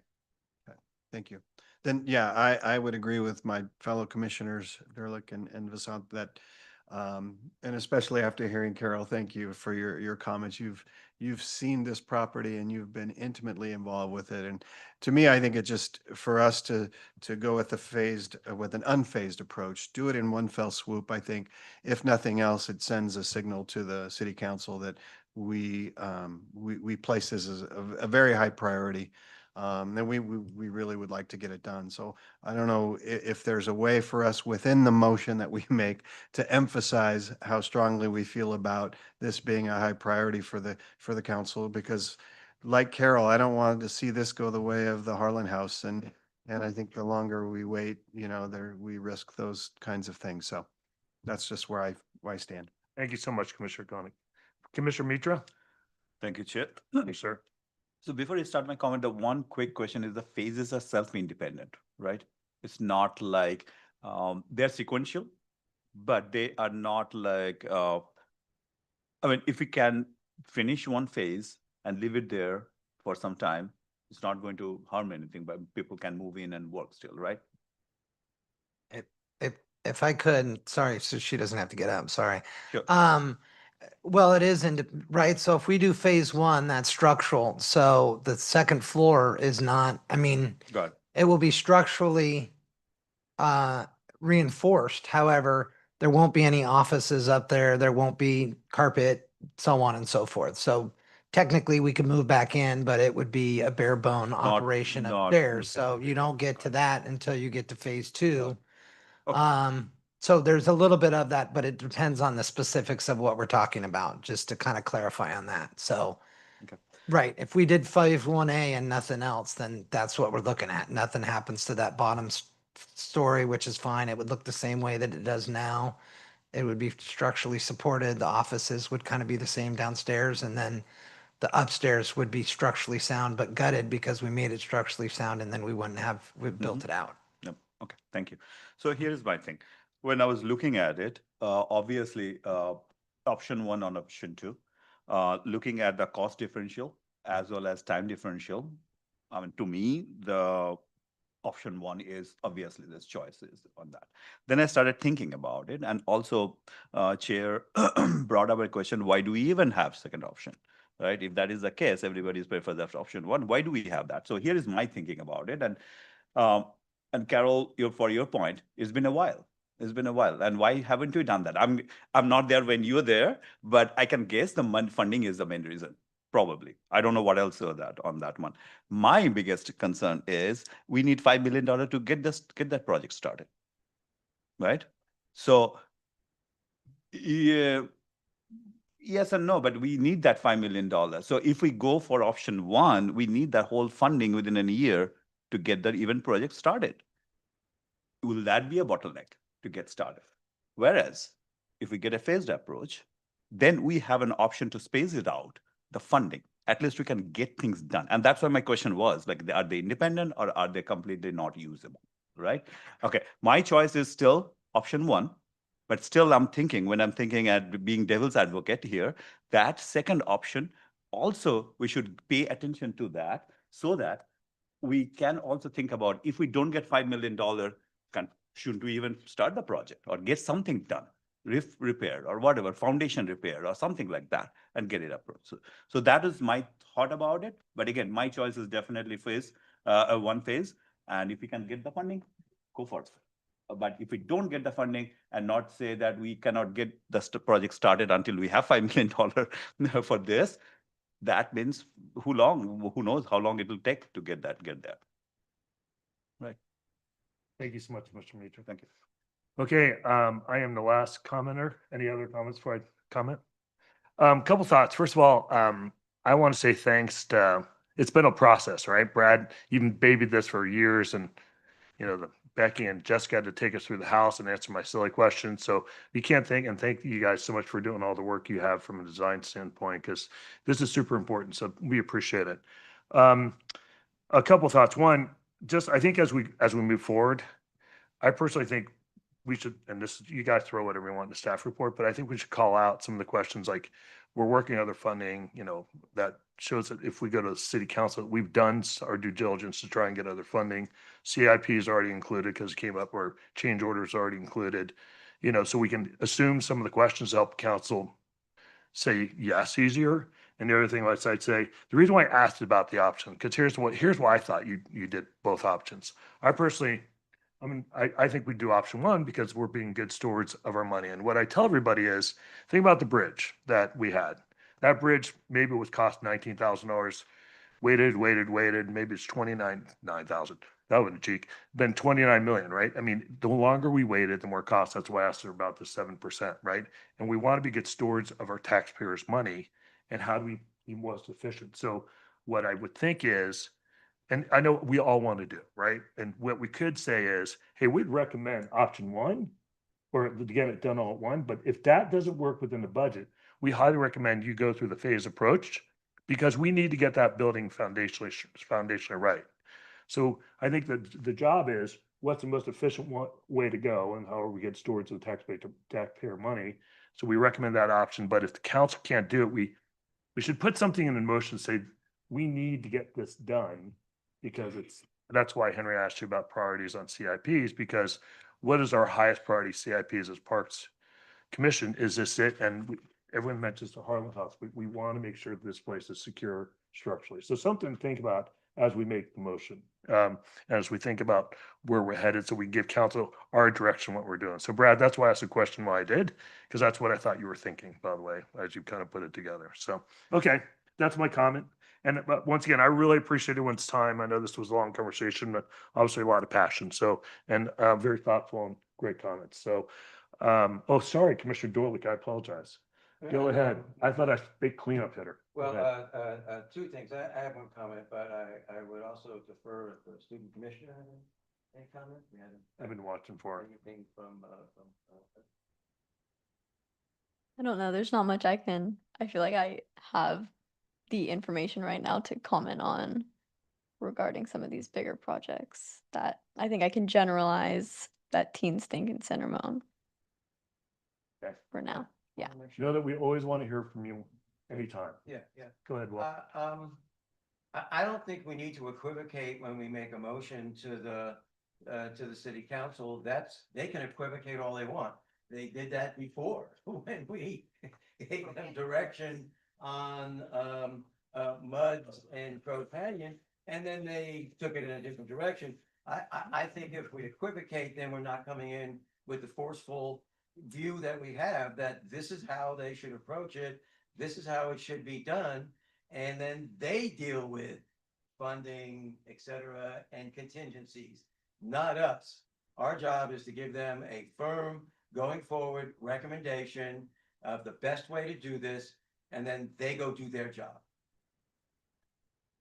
Any other comment, Will? Ms. Commissioner Dorlick? Nope. Okay, thanks so much. Yeah, hey, so what I would say to that is, how do we make it easy for the audience, the council to say, if we don't do it, what's a priority? So I just want to make sure they understand there's options available if we don't have. the If funds. I may, Yeah, we still have the two options, excuse me, and the two options will still be available. okay. So whichever direction the commission likes to go, that is what will be presented. If it is the direction that I'm hearing most nods on with a non-phased approach, chances are there's a question that says, is there a phased approach? So they'll see that. So Okay, we will got be it. able to have that answer if it were to come up, but knowing if the commission were to move forward with the non-phased, that is the direction the staff will take to share that story and share the priority and the impact statements, as you will, just simply through that will come through in your priority as we present it forward. So they'll see it if they, either way. Yeah. We okay, have got the it. information and it will be available, but we will present with them, whichever direction you so choose. That's super helpful. I didn't know that. Okay, cool. For a motion? I am itching for a motion. Okay, so I move that we receive the report and that we recommend approach one, non-phased approach as the methodology to move forward to the city council. And I so move. Second that. Okay, Kathy, did you get that? Commissioner Dorick moved it. It's second by Commissioner Mitra. Will, can you repeat the motion a little slower for Kathy? please? Yeah. Oh, you, I got Kathy, it. okay. Sorry, Kathy, I misunderstood. I apologize. Got it. Yeah, thank you so much. Okay, any, before we vote, any conversation on the motion? If I see any conversation, let's make sure. Any speakers? We're good? Okay, let's vote. Okay, it seems like it moved unanimously. So, okay, that's it. Anything else on this? We're good. Move to the next topic. Okay, thank you, everybody. I you. appreciate it. Next topic, let's talk about swimming aquatics. So, Kevin, the next topic is the recommendation is staff recommends that the Parks and Community Service Commission receive the 2025 Summer Aquatics Program Review presentation and provide feedback. So we're being asked to provide feedback after Kevin, and is Amanda with you? Yeah, sorry, Amanda. Presentation. All right, Kevin, you have the floor.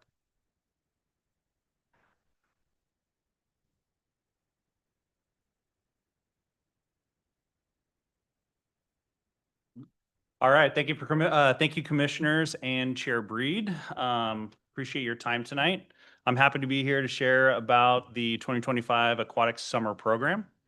So before we get started and really dive into the different programs, let's take a look at some of the impacts that aquatics actually has on the community. The pools, they improve health and wellness. So how do we do that? Physical activity. So our physical health, swimming is a full body workout that all ages are able to do. For mental health, it's ability for us to reduce stress and anxiety, which is obviously important given the educational and social pressures of today. The pools also build a safer community. Learning how to swim is a vital life skill that can obviously save lives, no matter where that body of water is, our backyard or while we're on vacation. Lifeguard training courses are also work to provide enough lifeguards, not just for the city of San Ramon pools, but also local pools, and providing an important layer of protection throughout the area. Pools also provide positive social connections. The aquatic centers are a gathering place for many. People are brought together through camps, classes, pool parties, community events, and really everything that's offered here at the pools. Lastly, the pools empower youth and teens.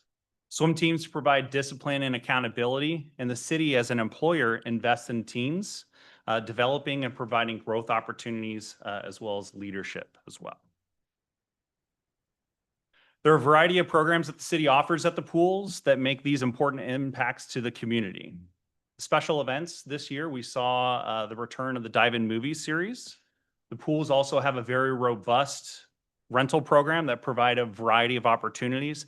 This year, one of our co-sponsored recreational swim teams actually won their championship meet. And so they won their league, which is amazing. They ended up beating out Blackhawk that held that title for a very long time. The Aquatic Summer Camp program continues to have great participation from the community, and a high-quality swim lesson program continues to be offered as well through our city's contractor, Elite Swim.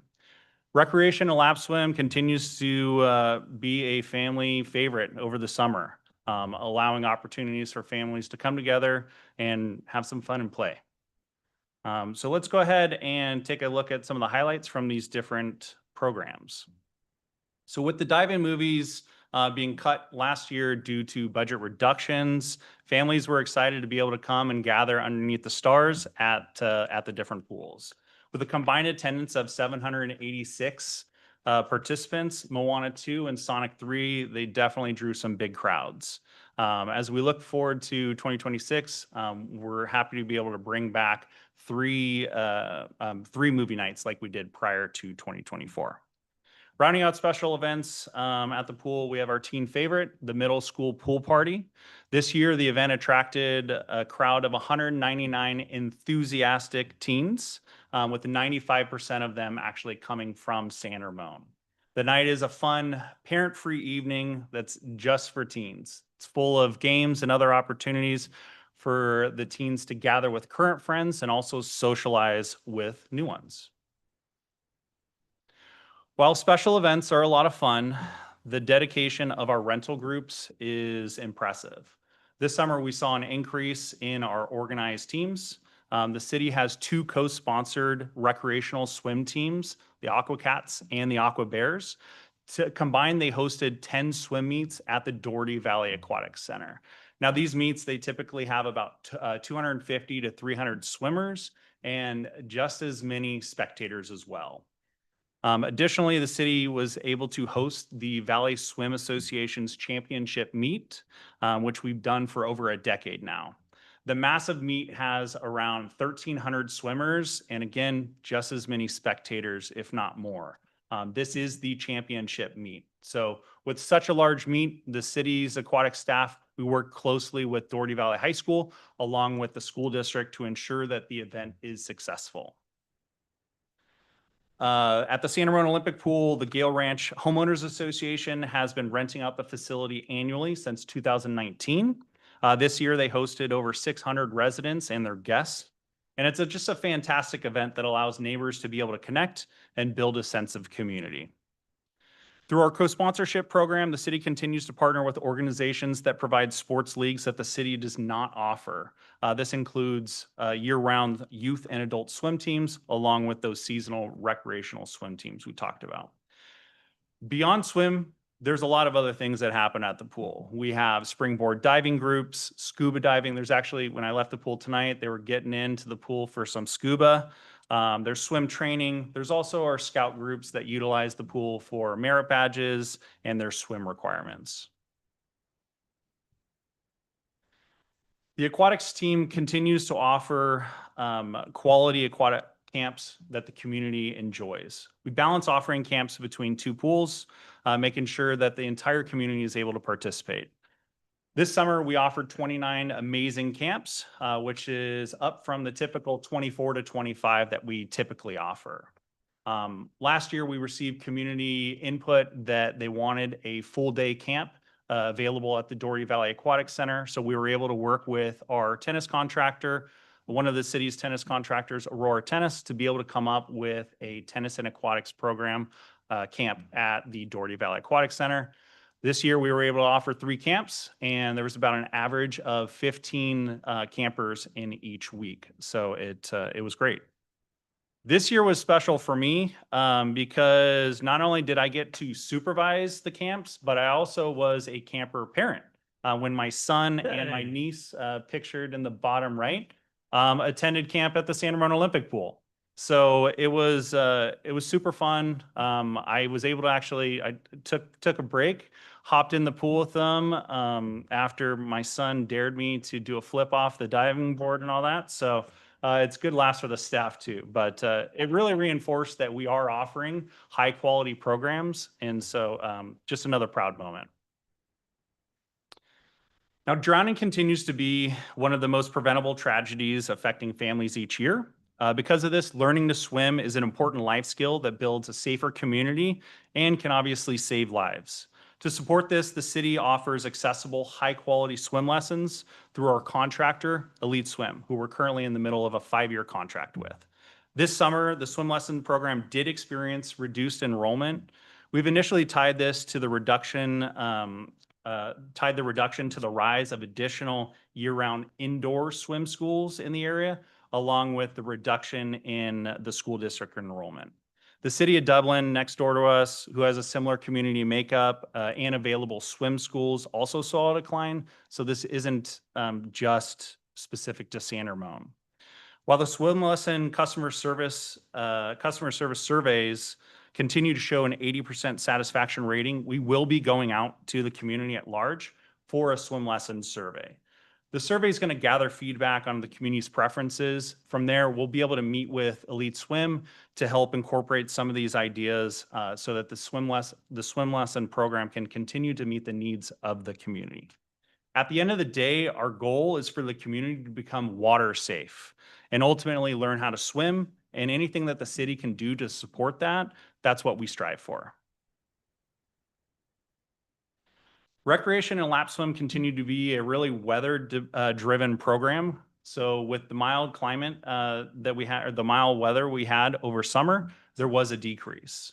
With an average daily temperature of 83 degrees, we only had 17 days that actually reached above 90 this summer. Now, compared to 2024, we had 31 days reach 90 degrees, and over half of those actually broke 100. So you can really see the contrast there. The San Ramon Olympic Pool remained the top destination for summer, attracting 91% of the total entries between the two different pools. Staff recognized this popularity last year, and so we worked to increase the amount of pool party reservations available. We added the party reservation area, and that ended up, even despite the mild temperatures, that ended up keeping our pool reservations, the pool picnic reservations, pretty status quo. And as you can see from the map, we attract people from all over the region. Lifeguards continue to play a vital role in ensuring patron safety. Over summer, they performed 53 water rescues, which is down from 70 last summer. 85% of these rescues, they occur off of the diving boards and the inflatable obstacle course, which is pretty typical for these type of amenities. Now, our part-time lifeguard staff continues to be the driving force behind San Ramon's safe and thriving aquatic operation. This summer, we had 124 staff members that supported and maintained a safe environment at the pool for all these programs. Amanda and I, we invest and develop these teens and young adults. Our goal really is to develop them into responsible and impactful members of our community. Now, we know that we are achieving this because not only did we have 182 staff members from last summer return, families, they continue to encourage their kids to come and work as a lifeguard with the city of San Ramon. If you look at the hat in the bottom corner, that hat, that bucket hat is more than just a bucket hat. It's a symbol of the Turnbow legacy, okay, that started back in 2014. The Turnbows are a family of 4 sisters that all 4 sisters have worked at the pool. And they have ascended to the senior staff level with 3 of them reaching pool manager, which is our top position. So as the hat gets passed down, each sister puts their name in it. And really, as they wear it, it's an amazing badge of honor. Although sun-tattered and chlorinated. San Ramon Aquatics continue to strengthen its legacy as an aquatics leader. We sent 2 teams to the Bay Area Lifeguard Games, and our senior staff team, not only did they take first place in the drowning scenario, but they also placed first overall, which was quite amazing. It's obviously a great accomplishment, and it speaks to the quality of the lifeguard staff, but also the emphasis that the city puts on training in order to maintain safe and accessible pools. Now, as we look to what is next for aquatics, we're starting to take a look at a large renovation of the 50-meter at the San Ramon Olympic Pool. And I promise you, there's not really an option for phased approaches here, okay? While the project is just at its infancy stages of planning, the project will aim to update the infrastructure and components to bring it up to current health and safety codes. With a project of this size and the impact of taking an Olympic pool offline, planning and getting input from the community is going to be important. More information will obviously be coming as that project develops. We're also attempting to finalize a partnership with the American Red Cross to be able to bring lifeguard, it's lifeguard and water safety instructor trainer academies to San Ramon. Not only will this reduce training costs, but it'll also fill a void that there's been few and far between opportunities in the local area. Additionally, we're exploring a partnership with the East Bay Regional Park District's lifeguard service to see what that could look like for the city. And if we talk about a reach goal, if resources become available, we'd love to create a water safety program where we can present to local classes and groups to promote water safety. Now, before I wrap this presentation up, I really want to give a shout out to our public services team. They are we talk about the lifeguards, but really without the public services team maintaining the pools 7 days a week, 365 days a year, we wouldn't have an option to do this. So it's a great team. We work closely with them. And when our operation is open from 5 in the morning till 9 o'clock at night, there's a lot to be done. So we really appreciate that partnership. But thank you for this opportunity to share about summer at the pools this evening. And any questions or anything like that, I'm open. Okay, so we will do questions, public comment, and then the comments from the commissioners. So any questions, please hit the question queue so I can help you out. Room a second. Okay, there's no questions. I will ask you a question just because I was curious. Hey, the lap swim. Yeah. By the way, nice job. But I'll cut to some comments. Our number was down on the open lap swim. Yes. What is that because of what? Why is that? Out of curiosity. Okay, so that is so lap swim and recreation swim combined is very weather driven. Got it. Right. So the cooler temperatures that we experienced, I mean, are pretty much the sole reason for that. Because I don't know about you, I'm a man of comfort. I don't want to get into the pool when it's you know, it's freezing outside. Now, granted, the pools are all heated and all that, but you know, if you're out there, you're enjoying time, you're waiting in line for the diving boards, you're watching people fall off the splash and dash. I mean, these are all different things that are happening. So. Thank you. Commissioner Shetty? Yeah. Thank you for this awesome presentation. The numbers, what you presented, very impressive. And this is one of those activities where the kids cannot go with their iPhone. So it's perfect for parks make life better. Certainly. And I personally know so many kids or children who really enjoy and look forward, and they are at different level, and their parents also take pride. And specifically, what is impressive is the championship trophy we won and all the events what you organize. That is really amazing. And I think probably we should figure it out to advertise this more. Yeah, thank you. Thank you. Okay, thank you, Commissioner Shetty. Any other questions? Okay, any public comment, Kathy? No public comment. Okay, commissioner comments. Any commissioner comments before we close this down? Awesome. No. No, I'll just one comment. Thank you, Kevin. That was terrific. And I'm sorry, Mr. Chair, didn't want to stumble on. The student commissioner was in before. Oh, I'm sorry. You go. No, you go first. We're fired up. Okay.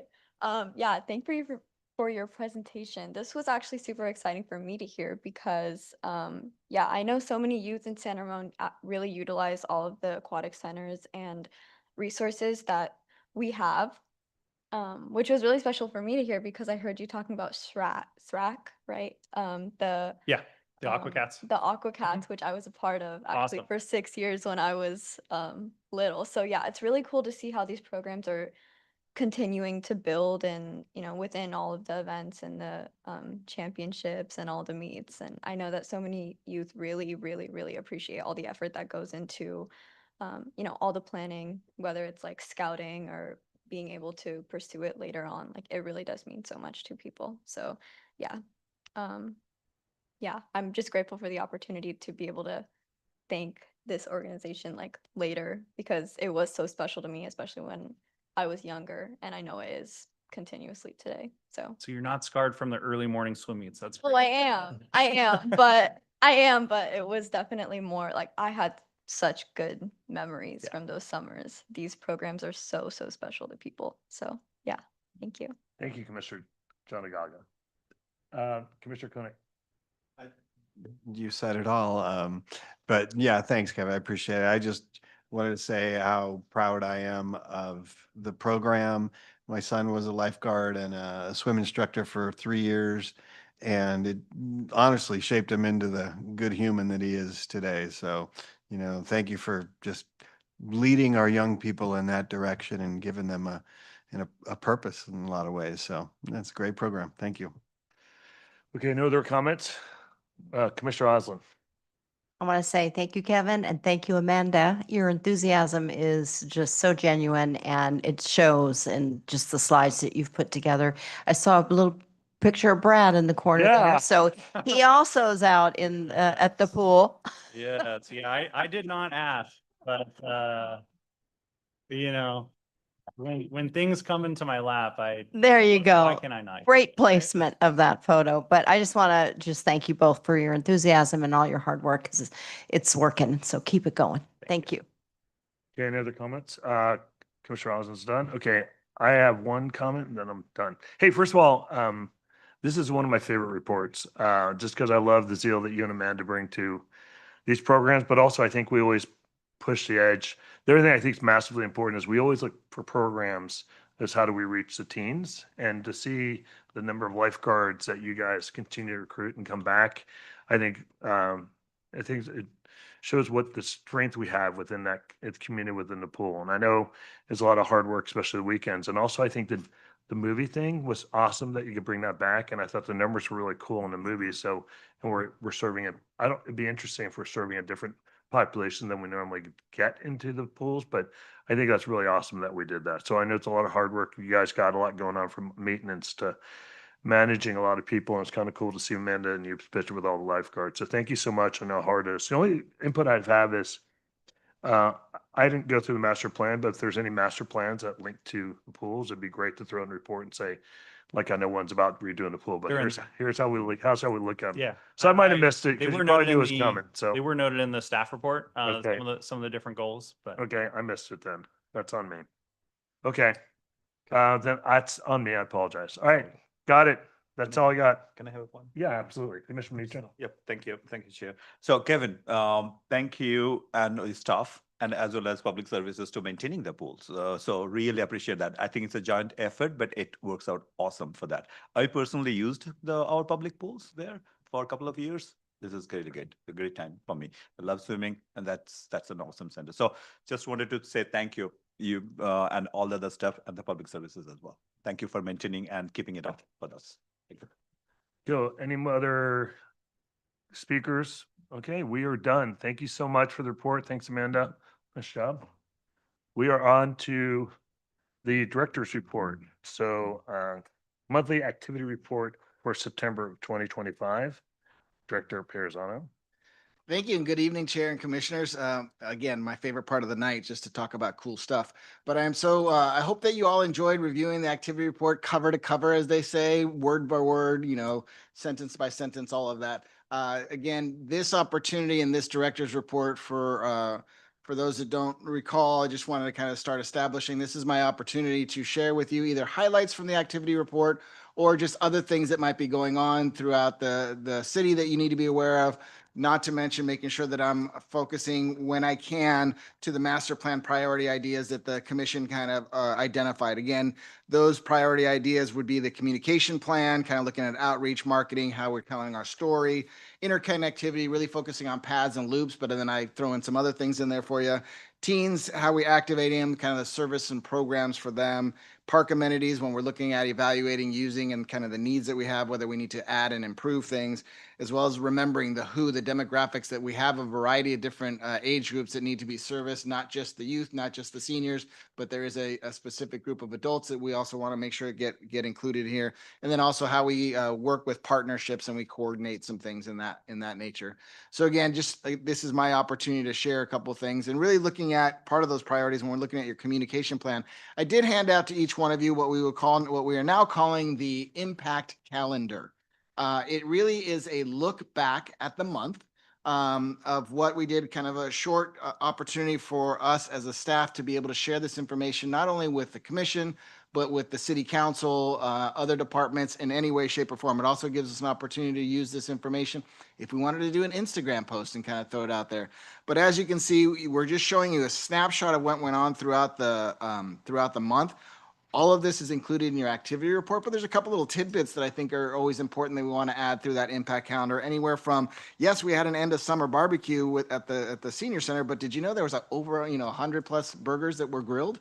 Because those are things that people need to know and want to know, right?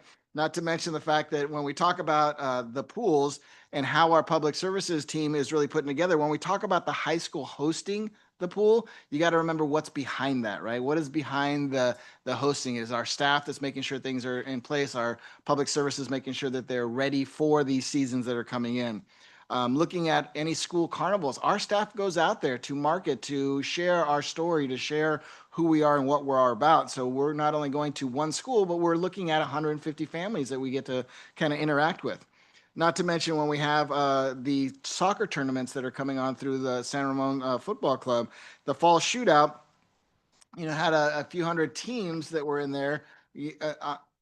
Multiply that by the families that are there, multiply the families that stay in our city, and dive into that economic development portion. But 11 parks were used, and there was 11 sites that people got to see here. So there's a really, when you see that one picture, as they say, a picture, is worth 1,000 words. There's so many words behind each one of those that I want to make sure that, we share.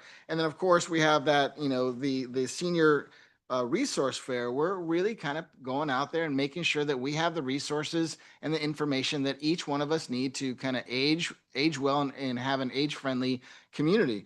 But most importantly, because I think this is a really good one, when there's apple pressing, we can get 5 gallons. So coming out of there. So that was a pretty good accomplishment, I think, that came out there at the farm. And those are things. But again, this is a small picture that we are utilizing to communicate. And honestly, I would love it to also generate questions. Because when someone sees this, they're going to go, what is this? What is that? How come I didn't know about that? Or did I know about that? Or, and then we utilize that and back that up with other information and other marketing elements that we have. So it's really another little tidbit that's in there, and we wanted to make sure that we shared it with you. You have the opportunity to see it. So now when you see it again, whether it just comes straight in an email, you'll know what it is and gives you kind of that short picture. It's also an opportunity for you as commissioners, as you say, how can we help? Hey, it's a story that's told in one page for you, and you're able to share that same kind of story out because you have the backup through your activity report. Plus you have the little snapshot in your elevator speech, right there waiting for you. Another thing that I just wanted to share with you when talking about the communication plan, I recently had a meeting with our communications manager to really talk about how are we telling the story from this department's view and how it's going to set up and kind of really align with how the city as a whole will be sharing its story and sharing the information out there. So I just want you to know that we are proactively working through that process. And again, this kind of with the focus, not only what we want to do is tell our story, but also knowing that this is a priority for the commission. So I want to make sure that that information was set for you. Talking about interconnectivity, again, like I said, there's always the loops and paths that we talked about specifically at the workshop, but looking at the Trails Master Plan, because that's an opportunity for us to kind of look at where we was going. Originally, we thought we would be able to come to you tonight with the Trails Master Plan information, but because we know we want to get information, we're out there again for another round of community surveying, making sure that we're asking for specifically, are there any specific locations for extension and access points that we want to build into the overall plan so that that can be included when we share that with you. We will be out at the Run for Education, again, marketing being out there, but also trying to get more survey info out there to gain more of that info. That survey is going to close around the 19th of October. We'll kind of come together with those preliminary goals. And again, the goal is to come back to you folks in November and give you that information and have you really look at that Trails Master Plan. Again, I know I may have shared this before, but I want to share it again because it's worth sharing. Next week, we have the Teen Service and Leadership class that kicks off here from October 16th through December 4th, really giving an opportunity for our teens to learn about the community, to learn about the city, and then actually just focus on, service and leadership. So that's coming up. When we look at our park amenities, Sunrise Ridge, one of the things that's going on right now is the pitching mound is being removed. Again, to flatten the field, to allow for more access for the different sports, for not only just baseball, but softball will be there. That we'll have an opportunity to have a portable mound that will be out there as well. But just want to let you know that that is currently in the works and should be completed hopefully by the end of the week, next week at the latest. I mentioned this last month as well, but just we're looking at the shade structure that will be going at the San Ramon Community Center. We're waiting on the final schedule still. Again, January is when we're looking at construction kind of taking place for that. So you should be seeing that shortly. Talk about seeing things. Yes, if you really look up to the sky somewhere near a Memorial Park, the eagle is hovering and is ready to land. So we're coming, we have the preliminary place as far as the monument base is being taken care of right now. We're looking at, some of the lighting and how we have some questions around that we're really looking at to dive into how that's going to be kind of held. But the eagle is flying, ready to land sometime beginning November. So stand by. We will have some sort of recognition and a little kind of, ribbon cutting-ish kind of event that we'll invite you to. So we'll hope you make it to that one, but we'll keep you posted on that. And again, I just wanted to just add that when we're looking at those park amenities, our staff, both the public services and PCS staff, are constantly looking for opportunities. Is there one? Where can it be? Is there a small improvement, a large improvement? Is there an ADA? Is there an access issue? What can we do? So I just need to let you know that is constantly on our list to look at. Anywhere from the community center to the senior center, all around town, we're looking at what we can do to make things a little bit better and kind of out there. In other news, talking about parks, Critter Crossing, some of you may have heard from your friends and neighbors, maybe you haven't, but the fences were down, the fences are up, all of that. Why are the fences up, which they currently should be there? Just letting you know and reminding you again that right now it's not the city's quite yet. It's not done. The developer and contractor still want to make sure that they have everything completed. And for safety reasons, that's why the fencings are up. So if anyone happens to ask you, it's not quite done yet. So we're just hoping that kind of continues to chug through and kind of get done. And then once it is turned over to the city, you will see the fences down, and that's when it will be officially open for folks on that end. A couple of other little tidbits that I wanted to share with you. This is what we would call kind of budget-ish season. So mid-year budget and then starting to prepare for next year budget. As you know, we do have a new finance director, and with the new finance director, there's some new direction and new ways that we might be presenting the budget, some things, some efficiencies that we're looking at. How do we kind of combine some things? And are there things that really just could lie in and go straight forward to the city council for adoption and when they talk about it? One of those things, and that might just see an impact here. You may see something different. I know typically this might be around the time where the fee resolution may come to you. That might be something that's just going to be folded into the overall budget document. But what you will see is things like if there's a new fee or if there's some major impact that comes in here, we will definitely come to the commission for input on that one. But typically, if it's just going to be the same fees and they'll go up maybe by a CPI, that's just going to go through with just minor or regular adjustments that will go through the council process, and you may not see that here. So I just wanted to make sure that if you're going, hey, where's this thing that usually comes to us, that might be one of those. So, and as we also look at how the new budget is being developed and what it means from the PCS side, same thing. There might be some things that you maybe typically have seen, but we might just show it either on a broader, bigger level, and we may not go into so much detail. That is just a seed being planted, letting you know it might not look the same. Some things may not, but I just want to make sure that, if you're wondering why that is, really the city as a whole is looking at the budget and trying to make sure they're, in a sense, establishing the new baseline. So what does the new baseline look like? They're putting it all together right now to ensure that we all departments are putting in the effort. And now's the time that we're doing that. So just wanted to share that with you.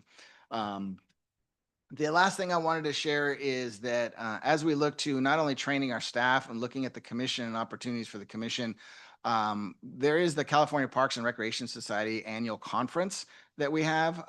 When I'm looking at new budget and or even this budget, I wanted to start, offering the opportunity for the chair at least to be able to attend these conferences. It's a week-long conference that we would take you, like this year, for instance, it's going to be in Long Beach.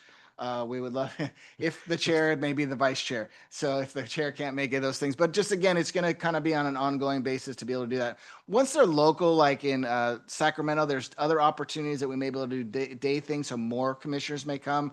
But I think when we're looking at budget and when we're looking at what we have available, I wanted just to kind of let you all know that I'm looking at the chair first, because it is rotating and everyone will have an opportunity at some point to do that. But when we can, we will get more of you there, but we're really trying to focus on that. And I wanted to share that information. A few other things, just some upcoming events. There's a trick or treat on the farm at Forest Home Farms on the 18th. So if you haven't put that on your calendar, please do so. Also, going into November, this meeting is scheduled for the obviously the second meeting in second Wednesday in November. It also happens to be the day after Veterans Day, which is Veterans Day is a regularly scheduled council meeting, which they won't be able to hold. Therefore, they will be moving their meeting to the 12th of November, which gives this group an opportunity. And when I say an opportunity, that means we get to move our meeting to either one of two times. We could either meet at 5 p.m. on the same day that we have. So we just move up our meeting and knowing that we have a hard stop. Or we can try and do the next day. We're going to send you as staff, we'll send you the kind of a little, poll to say which one we can go to. The majority rules is what I'll tell you. So the majority of you that can be there, that's the date that we can come. We know with the Trails Master Plan is going to be the big topic. We have one other topic that might be on that agenda as well. And we'll bring that to you and we will look at that. We have a consultant that is available either time. So we'll double check with you folks as well. Last two things for me, in conjunction with the Yellow Tulip Project, the community is going to be invited to come plant yellow tulips in the Hope Garden at Memorial Park on November 16th. I know we will meet before that, but I just want to put that in there and making sure that if you're not there, we want to bring a little Holland to our park, right? No windmills though. And then the Bah Humbug, again, thinking future and putting things on your calendar on December 6th. More information is coming on that, but again, just wanted to make sure we get you up there and ready for that. Knowing that the Bah Humbug is usually the opportunity to have our commissioners out there and presenting start finish line, some staging area stuff. So we'll have you involved. That is my presentation for you tonight. Question. Okay, we'll do questions, public comments and comments. Go ahead. I'll do it during my time. You have any questions? I was just curious when the conference is. This week it is the week of March. Oh, I can tell you. Is it it's not this year, it's next year. It's March. Yeah, it's in March. Typically in March. Again, it'll be in Long Beach. I do believe it's the week of, and I can tell you if we count down from 5, 4, let's see here. The week of March 9th. So it's typically Tuesday to Friday, so the 10th through the 13th. Okay, any other questions for, the questions? Nope. Okay. Any public comment, Kathy? Okay, there's no any comments? Okay. I love this report. Question, we've got question comment, October 1st to gather input on the Trails Master Plan update. Can we get another email circulated to the commissioners? I haven't received anything about it.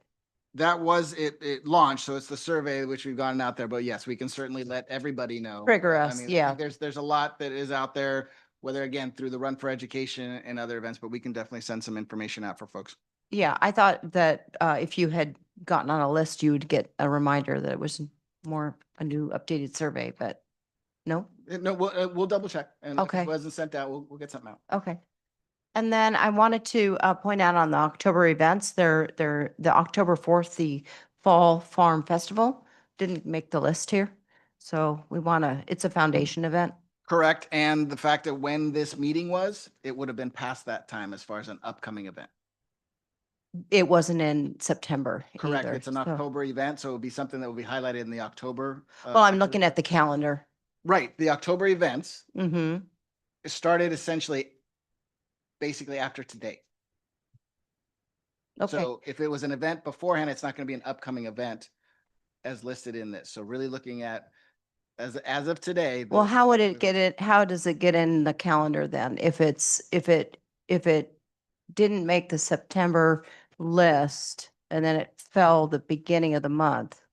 I'm just curious, I think it's important that we get, I think where it would come about is on that, it may come up in that monthly activity report where it shows what we did in the month of October. right, but as far as like a look ahead for others, like for September in our last meeting, Right, it it could've- wasn't on the list You're right, either. because again, it was looking at the September events, and you're right, it wasn't necessarily on there as a upcoming event, and that is something that we will definitely look into. Yeah, I'm just thinking if No. all, Yeah, it's trying to comprehensive. get it all in the dates and the times to make sure that what you're looking at from this meeting is it right there, and that probably should have been something, but again, it was the first time we were doing it. I'm just trying to get you used to this thing, and we can get some more things on there. Okay, great. And I think the only other thing I would really like to see too is like attendance at some of the events, like at the farm and And they're listed in the activity report.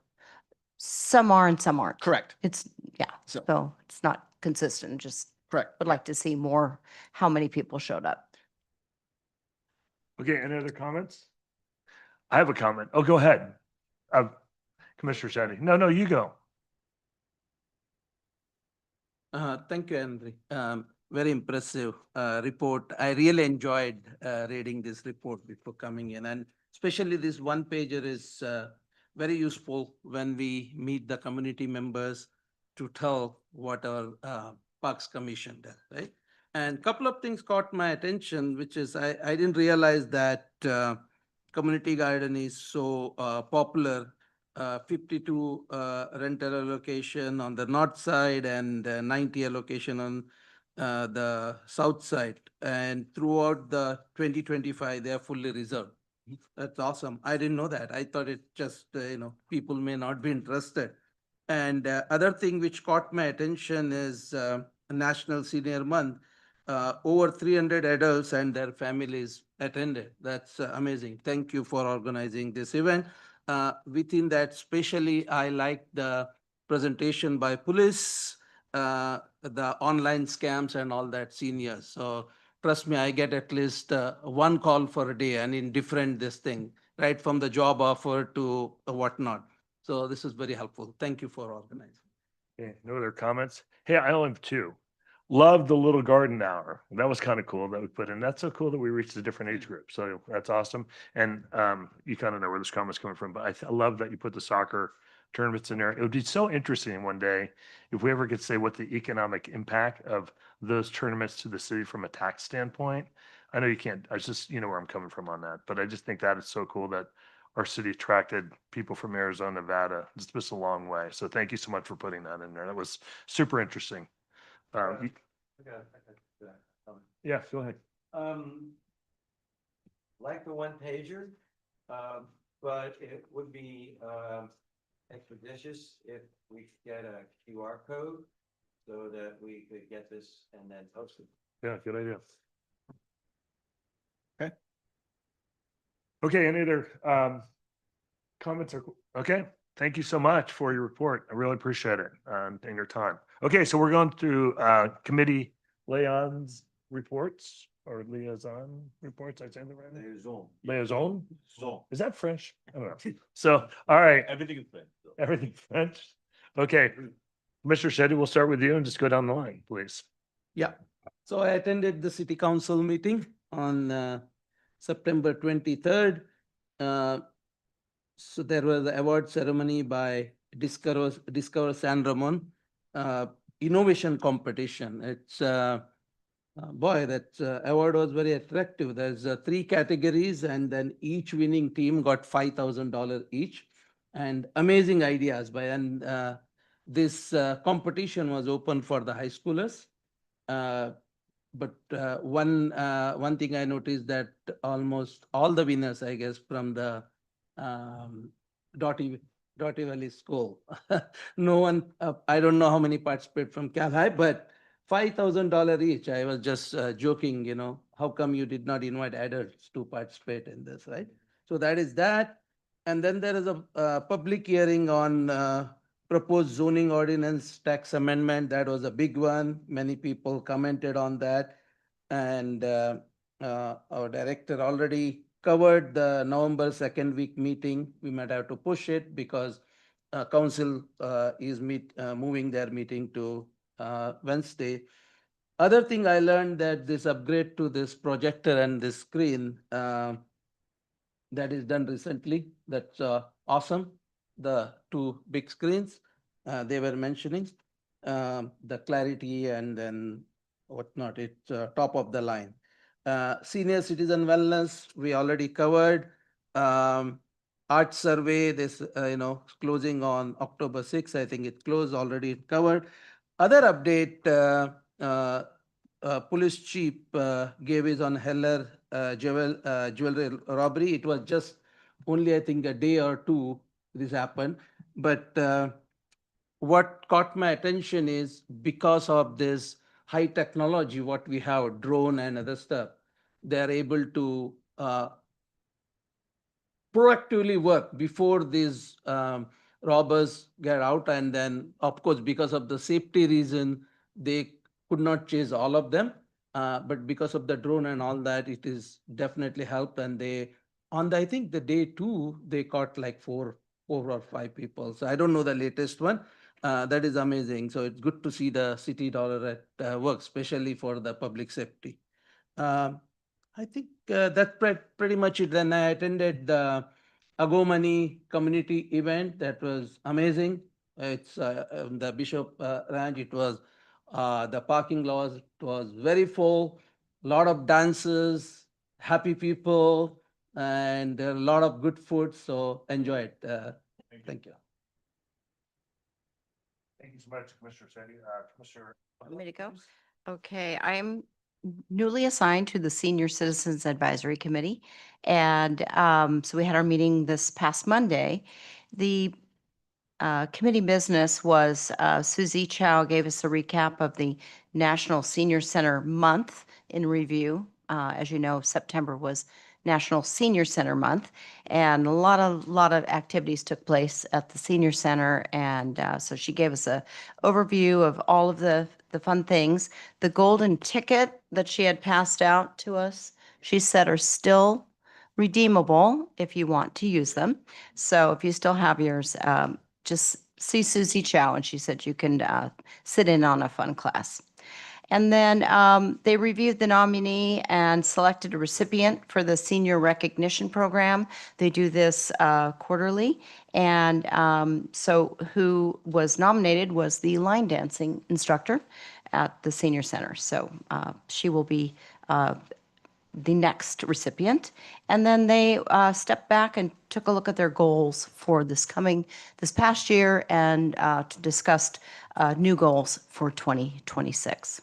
So it was a good meeting and it was fun to be back in the saddle at the Senior Advisory Committee. Thank you so much, Commissioner Osland. Vice Chair Levy.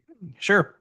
So this week's Planning Commission meeting was canceled, but since our last meeting last month, the September 16th Planning Commission meeting did occur. The only item of note was a study session on the Toll Brothers Townhome project located at 500 Bollinger Canyon Lane, which is currently the tennis courts at Club Sport. So the proposal is to demolish those tennis courts and replace them with 82 townhome-style condominium units, 7 attached ADUs. 12 of those units would be affordable at below market rate. There'd be 207 parking spaces, most of them being garage units, with 4 different floor plan types and about a 2-year build out time. So this is a very early part of the process. The city wanted to give the developer an opportunity to provide a very broad, very early overview to the Planning Commission and to the public so that input could be given at this point. Not a lot of answers, certainly no decisions made or anything. There was a significant amount of public comment and concerns about traffic and density, fire hazards, things like that. Some of those same concerns were voiced by the Planning Commission as well. So yeah, we'll see how that works out. So that was the Planning Commission. And then there's a couple things I want to plug real quick. Let's see. So the Library Foundation's Jazz Concert Series is continuing. The last concert was on Saturday, October 4th. It was a great time, but this coming one is Saturday, October 25th at 7:30. Saxophonist George Brooks will be performing with Indian styled and themed jazz music, which should be a very interesting mashup. Then Saturday, November 15th at 7:30, Alan Harris will be performing. He's both a jazz musician and a thespian performer, so he sort of sprinkles in poetry and Shakespeare performances in with his jazz, so that should be interesting. And then December 6th, which is also Saturday at 7:30, Chris Kane and his blues group will be performing as well. Tickets for all those are available at sanramonperformingarts.com. And then lastly, Director Perez Alonso alluded to it earlier, but the Run for Education is this Sunday, October 12th at 8 a.m. It's still not too late to sign up to run if you want, but the window's closing fast. And for more information, go to www.srvef.org. And that's what I got. Thank you so much. Appreciate it. Commissioner Mitra. All right.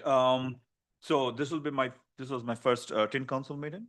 So thank you for that. But I actually want a student commissioner to go over it during her turn. So I don't want to go and take the thunder. But one thing I want to mention, I know Jessica is not here. I just wanted to tell you that the flyer that you guys approved is awesome. I really like the color scheme. One suggestion, there is an informations and there is a website link there. Probably it'll be better to have a QR code there. So that way people can directly go there rather than typing. So that is the only suggestion I have. This is for the ambassador program, right? There's ambassador program, but I really like that. So that's all. No, thank you so much. And thank you for letting her do that. Yeah. Super kind of you. Commissioner Dorlick. You want to go to Teen Council right now? Yeah, why don't we? What do you think? Should we do it? Finish Yeah. up. Okay, you're up. Sure. So a big part of our meeting last month was discussing the progress of the goals for Teen Council that we do every year at the beginning of every term. So some of the big ones that we're focusing on this year are continuing our involvement with Senior Tech Days and the Alcosta Senior and Community Center and whatever involvement we have with that in terms of how we can be involved in those days in terms of like volunteering and how we can increase that involvement. As well as how we can continue to grow our Teen Council Ambassador program. And this year, one thing that we're focusing on is connecting it to our ad hoc committees to make their projects kind of be able to have more impact in terms of how they're actually implemented towards the end of the year. Just again, like allowing them to have a little bit more involvement with the Teen Council and the city as much as they can. And yeah, we also had an approval of the application and flyer.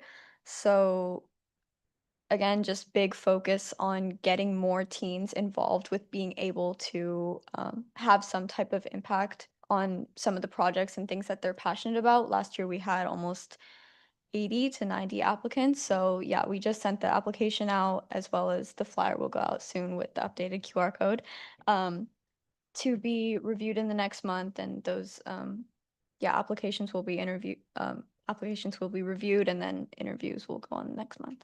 And that was it. Hey, great job on your first report. That was awesome. Very proud of you.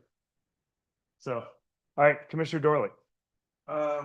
So there was no Arts Advisory Committee meeting, but there was the Art Summit, which unfortunately I was not able to attend because I had a previously scheduled business meetings in San Diego that week. Rhea, do you want to talk a little bit? I went. I was going to report on it. So, Okay. yeah. All right. And then, but I did attend Mr. Costanzo's reception, first Saturday of September, so that was really great. Again, the artist usually has a reception the first weekend, and he had a great, actually some good turnout.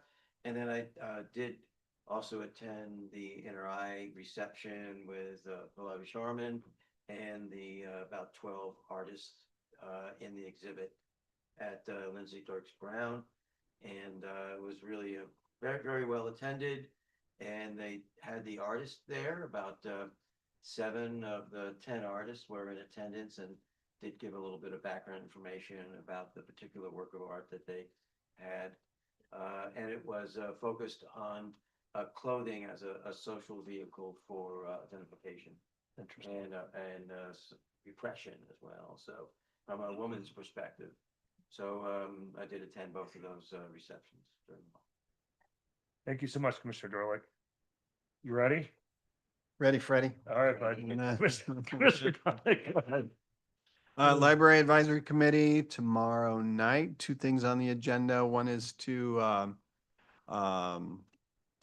see the survey results of the library usage survey that was sent out to the community. 95 responses from Doherty Station library users. The survey focused mainly on library usage, language preferences, visitations, and service programs, et cetera. And then we're going to accept the Story Walk, the next Story Walk book for winter of 2026. So, and I don't know which 2 we're choosing from this time. So we'll see. I'm excited about that. Thank you so much. That's great. It's All right, and Commissioner Mitra had something else to add. Yeah, so I just wanted to add that we wanted to just give a brief description of our Agumani Durga Puja that happened end of September. I invited all of you guys and some of you came. Thank you for that. This was our 9th year, and we started, by the way, in 2017 in Senior Center. That was the first year that we did not expect many people, but it was packed, absolutely packed. Then we moved to the Central Park, did that for 4 years, and then now we are doing in Bishop Ranch. That. So it has been evolving, but I think Durga Puja, this event has become one of the biggest, if not the biggest in the Tri-Valley, privately held event. And as well as for the Southeastern community events, this is the one of the biggest one in the whole Bay Area. And we get attendance from all the way from Sacramento to San Jose. We get people all the way on that, and we always talk to the people, and they say, "I'm coming from Sacramento. I'm coming from all those things."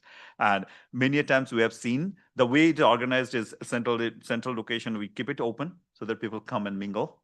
And we have the prayer events, you have the cultural events, you have all the shopping, food, everything surrounding that. The central part is open.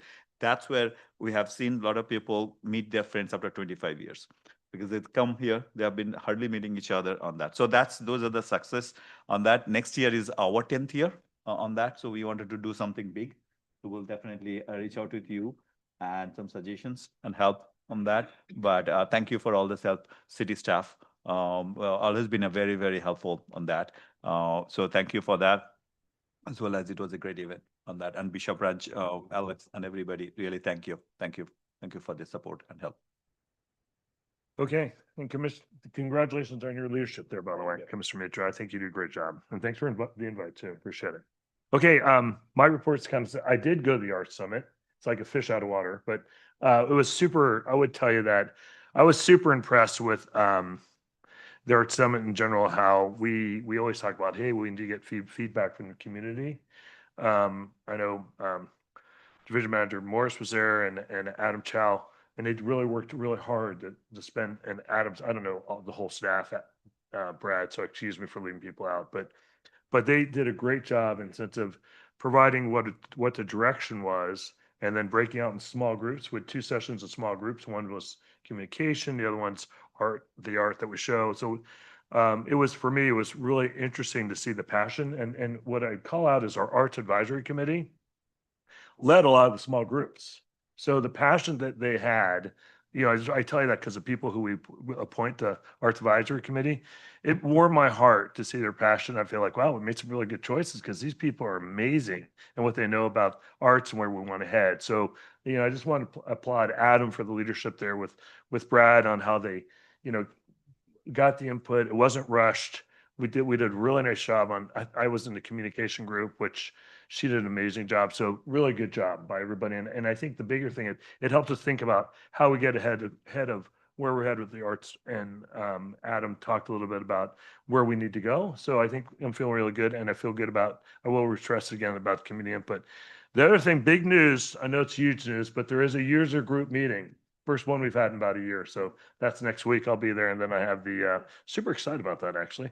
And then we have the council meeting at the end of the month here. So I'm fired up about that. Hey, lastly, I want to thank each of the commissioners. You guys are giving me feedback on the chair and make me be better. So I really appreciate all the feedback you guys get, and Henry and Brad's even giving me some coaching. So I appreciate it. All right.